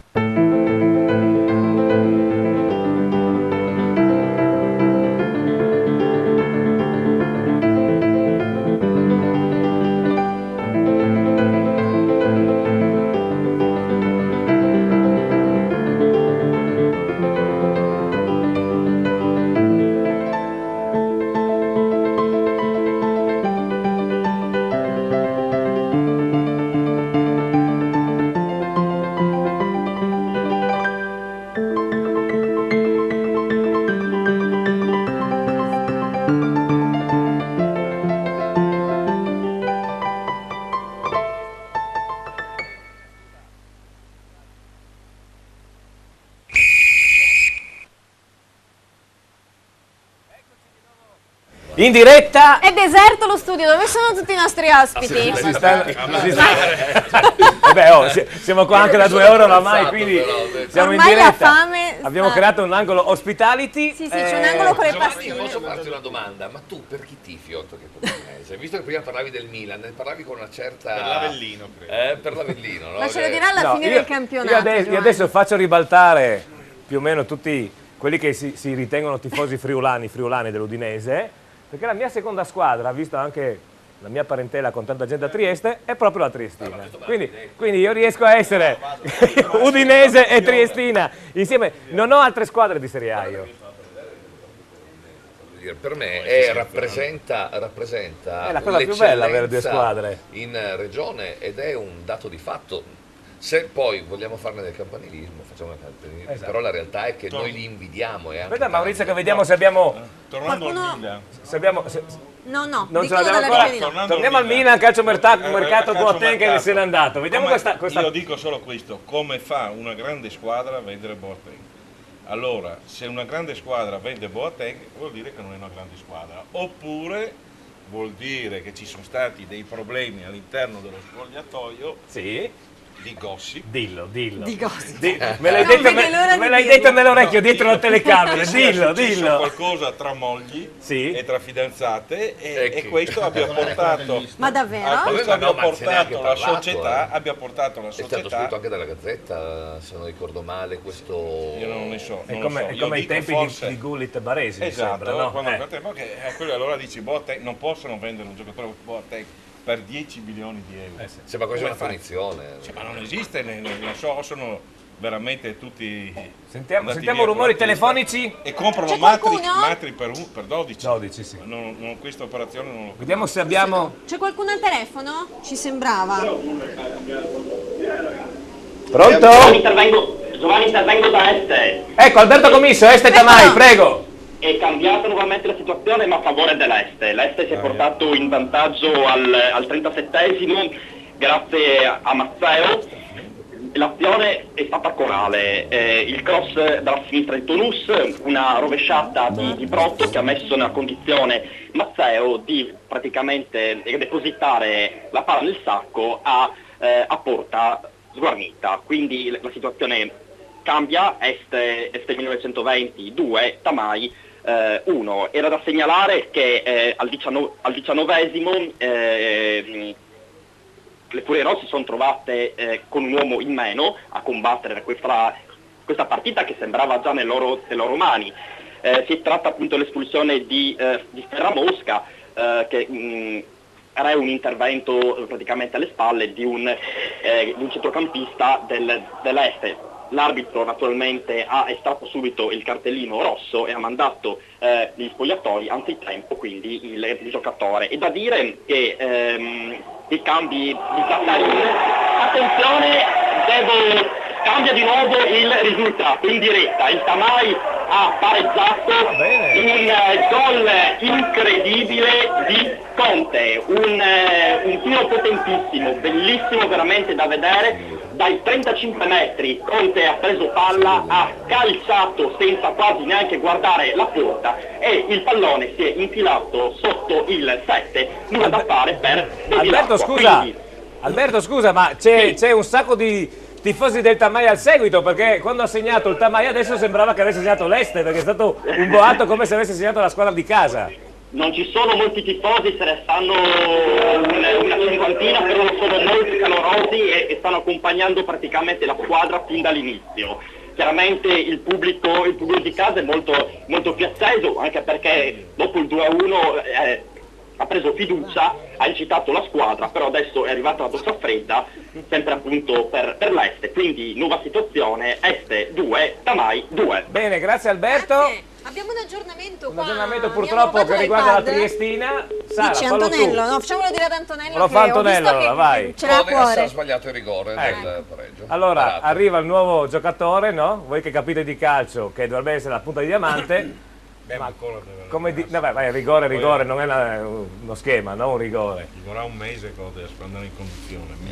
D'altra parte forse 2. Adesso comunque è entrato Tadeucci al posto di d'altra parte quanti rigori importanti ha sbagliato di Natale. Godeas ha portato il Venezia in C1 l'anno scorso. Vediamo se riusciamo, visto che abbiamo avuto questo aggiornamento, vediamo se riusciamo a collegarci con il nostro amico Emilio a Trieste, mentre gli altri risultati sono confermati, se vuoi riepilogarli. Sì, Belluno. Pronto, eccoci qua. Ecco, ciao. Allora, gol di Maccani su corner, quindi inzuccata a 5 minuti dalla fine, Pordenone 1, Montebelluna 0. L'unica azione che il secondo tempo ha fatto il Pordenone è riuscito su palla inattiva a fare gol. Ripeto, gol di Maccanga a 5 minuti dalla fine. Riccardo, dimmi. Ma è servito che siano rimasti in 10 in Montebelluna e a 5 minuti dalla fine poco più e non sono riusciti a fare niente prima? Ma devo dire la verità, è un secondo tempo molto scialbo da parte del Pordenone, nonostante al nono del secondo tempo il Montebelluna era rimasto in 10, scusate, però non hanno fatto un'azione diciamo degna di nota. Bisogna dire anche a nord del vero che il mister Parlato ha fatto dei cambi diciamo non buoni secondo me. Ha tolto i due migliori che c'erano fino a quel momento, Mattielli e Zanardo, però non sono serviti a niente questi cambi qua, anzi secondo me hanno peggiorato la situazione. Comunque l'importante è intanto che il Pordenone abbia fatto gol, una partita del genere sappiamo che a Montebelluna erano 5 anni che non riuscivano a fare risultato, quindi insomma penso che sia molto molto importante, speriamo che sblocchi anche psicologicamente il Pordenone per i prossimi impegni, insomma. Quindi comunque dai, 1-0 per il Pordenone con gol di Maccani. Bene, grazie Riccardo, ci sentiamo naturalmente se ci sono novità più avanti. Avvocato. L'importante è vincere 3 Eccolo lì. Come vengono non importa, poi le prime di campionato sono sempre per le grandi, sì, quelle che sono più favorite. Sì. Certo. Allora mancano più o meno 20 minuti della nostra trasmissione, ma pochi istanti alla fine dei secondi tempi, 16:43, quindi con i recuperi un 5 minuti su tutti i campi, vedremo come va a finire naturalmente con i nostri inviati. Non ci si riesce a collegare con Stiamo cercando di collegarci con Emilio, vediamo. Chiediamo a Enrico se riusciamo a collegarci con il campo di dove gioca la Triestina, appunto in Trentino Alto Adige. Intanto c'è un messaggio: viva la Bissa, capo ultra del Pordenone Calcio. Ecco, amico tuo, chissà quante volte l'hai difeso questo Maurizio? È un capo ultra, in tribunale. Giovanni, scusa, se permetti, prego. Proprio stasera Udinese-Parma, c'è una curiosità, il Parma da giugno di quest'anno ha piantato radici oltre confine, perché l'It Gorizia è diventata società satellite del Parma. Con Apolloni, credo. È entrato Apolloni, è il nuovo allenatore dell'It Gorizia, e praticamente da Collecchio sono arrivati parecchi dirigenti e non solo a seminare in Slovenia per cercare di poi non si raccogliere capisce, il qualcosa. campionato sloveno è un livello di C2, C1, eppure ogni anno Attenzione, non Trieste in diretta. Intanto Ferrarese, la battuta della corner, Franceschin smanaccia, attenzione perché l'azione non è finita, ripropone in mezzo la Fertina con Mazzanella, pallonetto messo fuori da Potenza, Triestina che ha spinto molto in questa ripresa ma adesso deve difendersi ancora dal colpo di testa che finisce alto di pochissimo di Pittarelli. Un'altra grande iniziativa di Claudio Ferrarese insieme a Pezzaro, probabilmente il migliore in campo in questo pomeriggio. Triestina che però in questa ripresa ha avuto numerosissime palle gol per pareggiare, una su tutte, un calcio di rigore calciato però molto male da Godeas e respinto da Gargallo, che poi ha bloccato anche in due tempi, impedendo alla rete di Medea il tap-in a botta sicura che poteva dare il 2-2. La Fertina, che ha provato sicuramente a contenere di più rispetto a un primo tempo molto aggressivo, ha comunque sfiorato il gol del 3-1 con un'altra traversa colpita da Ferrarese, ancora su calcio di punizione, in un terreno di gioco che davvero ha gobbe e toppe dappertutto. La Fertina ne conosce ogni minima zolla, la Triestina evidentemente dopo un'ora e mezza deve ancora imparare. Adesso però attenzione, Bertoni finisce a terra a pochi passi dall'area di rigore, tutto regolare per Annaloro, apparso più e più volte molto incerto, ma non solo dalla parte dell'Unione, anche dalla parte della Fertina in questo secondo tempo. Per questo collegamento Emilio, 5 minuti torniamo alla fine. in La studio per Triestina quanto ci ancora sotto riguarda. per 2-1. Grazie Enrico. Stiamo Omar. parlando proprio del campionato sloveno, perché è un campionato un po' particolare, ci giocano 2 gironi d'andata e 2 gironi di ritorno, sono 12 squadre impegnate e come diceva giustamente l'avvocato Mazzarella, più un campionato di Serie C2 paragonato. Però ogni anno giocatori finiscono nelle serie A austriache, Ilicic e l'altro in Italia, o tedesche, quindi è un fenomeno paranormale. E poi comunque è un calcio... livello di C2, massimo qualche squadra di C1, però i giocatori poi finiscono nel Credo No, poi tra l'altro 2 milioni di abitanti. Sì, cioè, che è come dire neanche Milano. Sì, un borgo di Milano. Tra l'altro un campionato sloveno che piano piano si sta portando fuori, lo stesso calcio, insomma, con la nazionale. Tanto salutiamo il sindaco che ci saluta, che sappiamo che è impegnato, deve andare a premiare una squadra di bocciofila, allora lo lasciamo andare. Grazie ancora sindaco per la sua partecipazione, aspettiamo la prossima.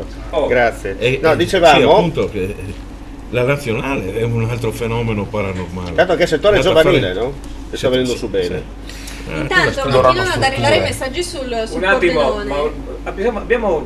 tu stai attirando molta attenzione, normale. Mazzarella, ovviamente. Battaglie, sì. Come tutti sanno, i soldi non li tira fuori Lovisa, sappiatelo. Oh, hai capito Maurizio? Lovisa, ricordiamo, è il presidente del Pordenone Calcio. Sì, mi risulta. Mantenendo il segreto professionale, ma danno solo i nomi e cognomi. Ricordiamo che all'interno della società. Scusa che faccio una parentesi, quello che dice l'avvocato Mazzarella, il 10% è verità, il 90% sono balle, come tutti i migliori avvocati, ovviamente. Mi risulta che all'interno della società ci sia anche Zuzzi che ha il 20% e Macan che ha il 10%. Poi Macan, quello del Tamai? Ezio, che è un mio carissimo amico, il papà di Dennis, che è il centravanti che ha fatto gol entrando. Abbiamo qualcuno in collegamento? Dalla regia segnalavano... Sì, quindi pronto? Li tira fuori anche Sì, sono Carlo da San Vito. Ciao Carlo! Vai Carlo! Ciao! Purtroppo devo dare il terzo gol per il Giorgione proprio allo scadere, al 45esimo, stiamo giocando il recupero in questo momento del secondo tempo, una bellissima azione da parte di Episcopo con una discesa a tutto campo, ha saltato 3 avversari, è entrato in area, ha messo il pallone sul 7 alla sinistra di Peresson che non ha potuto far nulla.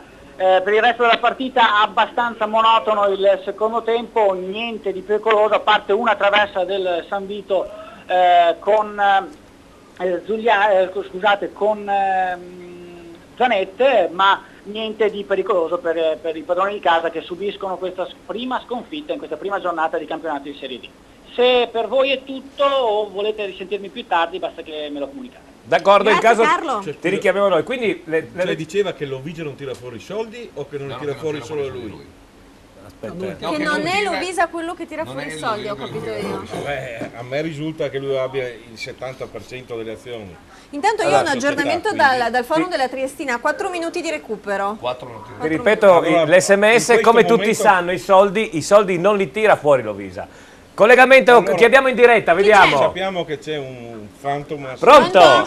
Sì, eccomi qua, Sacile, sono Dario Sacile, Perosa da Sacile. Allora Pippo Fabro risponde a Dennis Macan, ha segnato anche la sacilese 1-0 sul mezzo Corona dopo un secondo tempo in cui i biancorossi liventini sono stati sempre all'attacco, a parte l'occasione iniziale di Calì, poi ci sono state le occasioni dello stesso Fabbro, di Barrichello, è entrato nel secondo tempo, di Baggio, Manucci, di Furlanetto con un colpo di testa, e poi alla fine finalmente Filippo Fabbro, che fino a quel momento era rimasto soffocato dalla coppia di centrali del Montebelluna, Gentil e Agosti, è riuscito a portare la Ciacilese in vantaggio. Sta cercando di reagire adesso il mezzo Corona, che conquista un calcio d'angolo, ma quello che conta è che la Ciacilese a 2 minuti dal termine dei tempi regolamentari è in vantaggio 1-0. Vi restituisco la linea.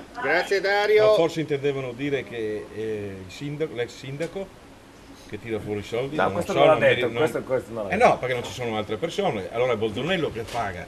Non mi sembra. Diciamo che il vicepresidente dà una grande mano. Giusi? C'è un altro gol. Via! Eccoci qua, allora risultato finale 1-0 per il Pordenone, rete di Macca al 40°. Diciamo che l'unica cosa positiva sono i 3 punti oggi, un secondo tempo scialbo senza mordente. Comunque insomma l'importante è aver portato a casa i 3 punti per il Pordenone. Allora ripeto, la Montebelluna 0, Pordenone 1. A te. Grazie Riccardo. Comunque le 2 squadre favorite sono Pordenone e Marano, aspettando secondo me la Triestina e vedendo quello che succederà a Belluno e a Giorgione. Queste sono le squadre. Ok avvocato, allora dia un po' di speranza ai tifosi della Triestina. No, l'avvocato è di nuovo tirato in causa, guarda, quando parli Aspetta, tu. Ma perché il Pordenone ha un gran vivaio e in prima squadra non ha portato nessuno? Questo è un altro mistero glorioso, oltre a Mister X che paga al posto di Lovisa, di Giusi, di Maccanna, eccetera. Questo è un altro mistero pordenonese che non so, qualcuno dovrà scoprirlo. È stato fatto un settore giovanile, in 7-8 anni si sono investiti una media di 150-200 mila euro all'anno, sono 1.500.000 euro e non c'è nessun giocatore in prima squadra. Adesso ho capito e nessuno perché... è stato venduto in Serie A, sono stati buttati via dei soldi. Va detto, adesso ho capito perché l'avvocato Mazzarella non si è messo la giacchetta. Perché aveva già capito che lo tiravamo troppo. Sì, allora la giacca l'ho lasciata di là. Cosa ne pensa la nostra campionessa del mondo di questo mondo? Nulla, insomma mi fa piacere condividere questi tra virgolette pettegolezzi, queste cose che non sempre si sanno direttamente dai giornali, quindi quando le persone sono direttamente interessate. A proposito dei pettegolezzi, di gossip così. No, scusa, c'è qualcuno? C'è qualcuno in linea? Sì, Alberto Commisso da Este, solo per darti il finale 2-2, quindi fra Este e Tamai. Pareggio giusto. Prego, vai. Pareggio giusto, Este e Tamai si dividono la posta in palio. Dopo un primo tempo di marca Tamaiota, nella ripresa Zattarin dovida i cambi, Mazzeo e Tonus entrano e la qualità del gioco aumenta a vista d'occhio. Sono proprio loro due a confezionare il gol del 2-1. Dopo il pareggio di Colletta, ma il Tamai, che dal 19esimo, ricordiamo, ha giocato praticamente in 10, non si demoralizza. Al 40esimo va in rete con un gol bellissimo di Conte, un gol appunto in rara bellezza. L'Este dunque si mangia le dita delle mani per una grandissima occasione persa. Al Tamai, per come si era messa la partita, l'1-1 può andare invece di lusso. Alberto, noi ci sentiamo domenica prossima, non sappiamo ancora dove ti spediamo, ma in qualche campo sicuramente sarai collegato per raccontarci un'altra partita. Grazie ad Alberto Commisso e grazie dunque Este 2, Tamai 2. A proposito di gossip. Prego, di gossip, che importanza ha il mezzo, la bici, nelle vittorie di un atleta? A parte naturalmente l'abnegazione dell'atleta, lo sforzo, le capacità poi che uno può avere o meno. È importante perché comunque i tracciati sono sempre più tecnici, per cui la bici deve essere performante, soprattutto nella leggerezza e soprattutto nei componenti insomma tecnici. È una campionessa del mondo, ha una bici sponsorizzata o se la deve comprare con i suoi soldini? Diciamo che a metà, sì, no, nel senso che la bici con cui sto correndo mi era stata donata dalla società 3 anni fa, però adesso ripeto, le bici ormai sono tutti sulla 27,5-29, quindi sono dettagli tecnici che però fanno le differenze, e quindi il prossimo anno siccome è una disciplina, speriamo che qualcuno mi venga incontro. Siccome è una disciplina che naturalmente non è patrimonio di tutti, io so che la bici di Guido Legna ad esempio costa sui 10.000 euro. Quanto può costare una bici? Sì, una bici diciamo ad alta performance si aggira su questi prezzi qua. Adesso ci sono i cambi elettronici su quelle da strada, perché so che sono del carbonio, fibre di carbonio. Quindi sono molto leggere. Le ruote sono leggerissime, quindi più è leggera più il prezzo sale. Ecco, diciamo che insomma, a parità di potenzialità muscolare può fare la differenza un mezzo rispetto ad un altro. Sì. Ma poi hai detto una cosa importante, anche il fatto appunto di potersi allenare in un contesto proprio che sia adatto al tipo di sport che tu fai. Io prima ho detto sì, abbiamo la fortuna di avere questo percorso misto collina e pianura, però dall'altra parte non esiste un vero circuito, un qualcosa che ti possa aiutare, non solo te ma anche molti altri che si avviano a questa disciplina per migliorarsi sul posto. Tra l'altro va sottolineato, noi ad esempio a San Giovanni a Natisone abbiamo un velodromo che è il secondo in regione, che è nato già morto diciamo all'inizio, perché il velodromo era di proprietà della provincia, dopo qualche anno il comune è riuscito a prenderlo e adesso i costi di gestione lievitano. Questo porta a vedere una struttura, una vera e propria cattedrale nel deserto dove si riesce a fare qualcosa, ma in effetti, no, Sciabina, tu mi puoi dare ragione perché sei stata anche tu a vedere qualche gara a San Giovanni, è una struttura che potrebbe essere potenziata di più per quanto riguarda anche il tuo sport, perché anche voi avete la possibilità di allenarvi per fare la muscolatura, no? Come si dice in questi casi, però dall'altra parte non c'è l'interesse, non c'è la voglia di investire su un qualcosa che insomma potrebbe essere potenziato e attirare anche i vicini sloveni e austriaci, perché non possono tutti andare al Bottecchia ad allenarsi per i campionati. E un'altra curiosità, per quanto riguarda i congedi, tu lavori, no? Quindi hai bisogno naturalmente di permessi, ecco, la federazione in qualche modo interviene oppure di prendere ferie? Lì devo prendere ferie, mi devo gestire, ecco, quindi mi devo gestire insomma di mio proprio. Certo. Non c'è nessuna possibilità. Mia, quindi no, perché quelli che lavorano ad esempio in montagna, dipendenti di aziende e vanno a spallare la neve, possono scaricare quel giorno alle aziende, no? Per cui vuol dire uno che corre in bici e che ha risultati così importanti, insomma non poter avere neanche la possibilità dei permessi, insomma mi sembra che sia veramente... C'è un'età per iniziare o chiunque si può approcciare? Chiunque. Quando uno se la sente, più si inizia da piccolini meglio è, insomma, un po' come tutti gli sport, ma soprattutto per abilità, per essere diciamo più performanti negli equilibri, nelle sicurezze. Io parlo ovviamente di mountain bike, certo. Però insomma chiunque ha un po' di istinto, un po' di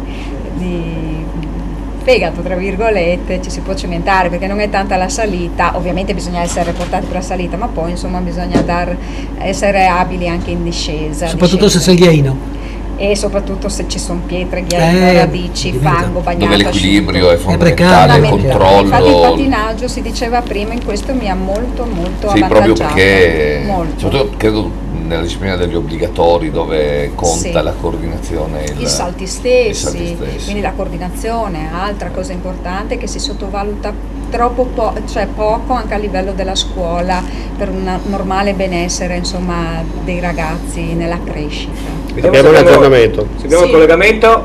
Pronto Enrico? Emilio forse. Emilio, scusami, perdonami.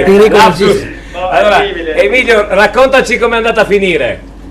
Insomma, è andata molto bene, esordio abbastanza amaro per la Triestina, che esce sconfitta da Vergine Valsugana, punteggio che è rimasto invariato rispetto a quello dell'intervallo, è finita 2-1, per cui hanno deciso le reti di Ferrarese su rigore all'8° minuto del primo tempo, il pareggio di Darosso su punizione al 21° e al 32° l'altra punizione magistralmente calciata da Tessaro. Ci eravamo lasciati col rigore fallito da Godeas, calciato col piattone destro aperto, ma con Gargallo che è partito in anticipo battezzando l'angolo giusto e ha respinto molto bene. Nel finale grandissimo nervosismo, molti interventi fallosi da una parte e dall'altra, però una statistica che parla chiaro: 7 ammoniti della Triestina, un solo ammonito della Persina. Anna Loro ha scontentato un po' tutte e due le squadre in un finale davvero molto teso, molto arroventato, con qualche colpo proibito da ambo le parti. La Triestina ha provato a spingere con il doppio centravanti, con Goders, con Taddeucci, rischiando anche di capitolare definitivamente su un paio di contropiedi ben orchestrati dalla squadra di Improta, che comunque è sembrata avere, soprattutto per la prima ora di gioco, un'altra marcia rispetto agli alabardati. Formazione quella della Triestina che dovrà sicuramente registrare qualcosa dal punto di vista sia psicologico prima che tattico, per poter approcciare al meglio al proseguo del campionato, un campionato dove si è già capito che gli avversari non aspettano, anzi aggrediscono, e se possono si tolgono la soddisfazione di battere un avversario prestigioso come è stato oggi per la Fersina, che comunque sostanzialmente, pur senza strappare, ha meritato la vittoria finale.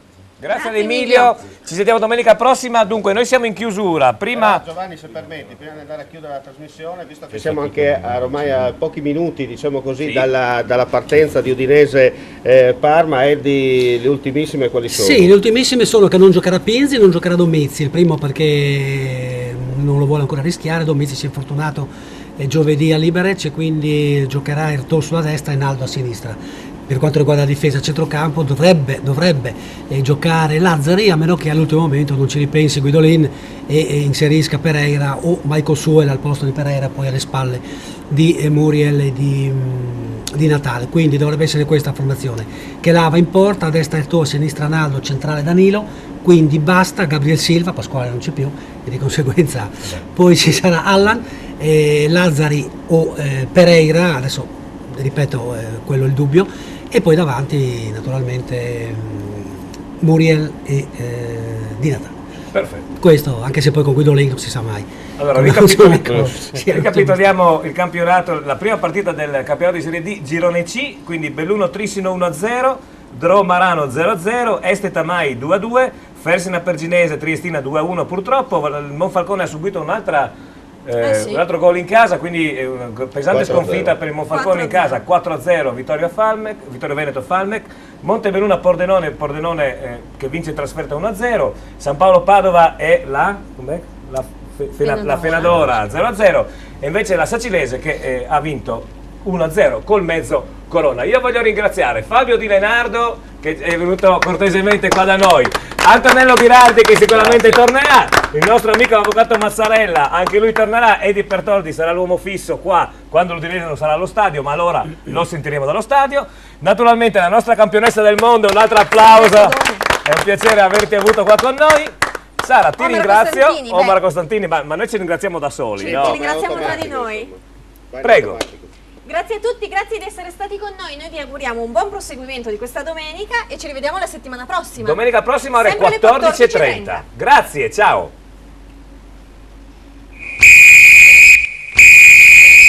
Passa prima da In Outlet, spazio aziendale elettrodomestici grandi marchi. In Outlet Friuli, a Pradamano dietro al Bennett, a Roveredo in Piano dietro a Bartolini. La più bella moda uomo, il total look unico in perfetto stile italiano. Paolo Miotto, stile italiano, via 25 aprile 1, in centro ad Azzano X.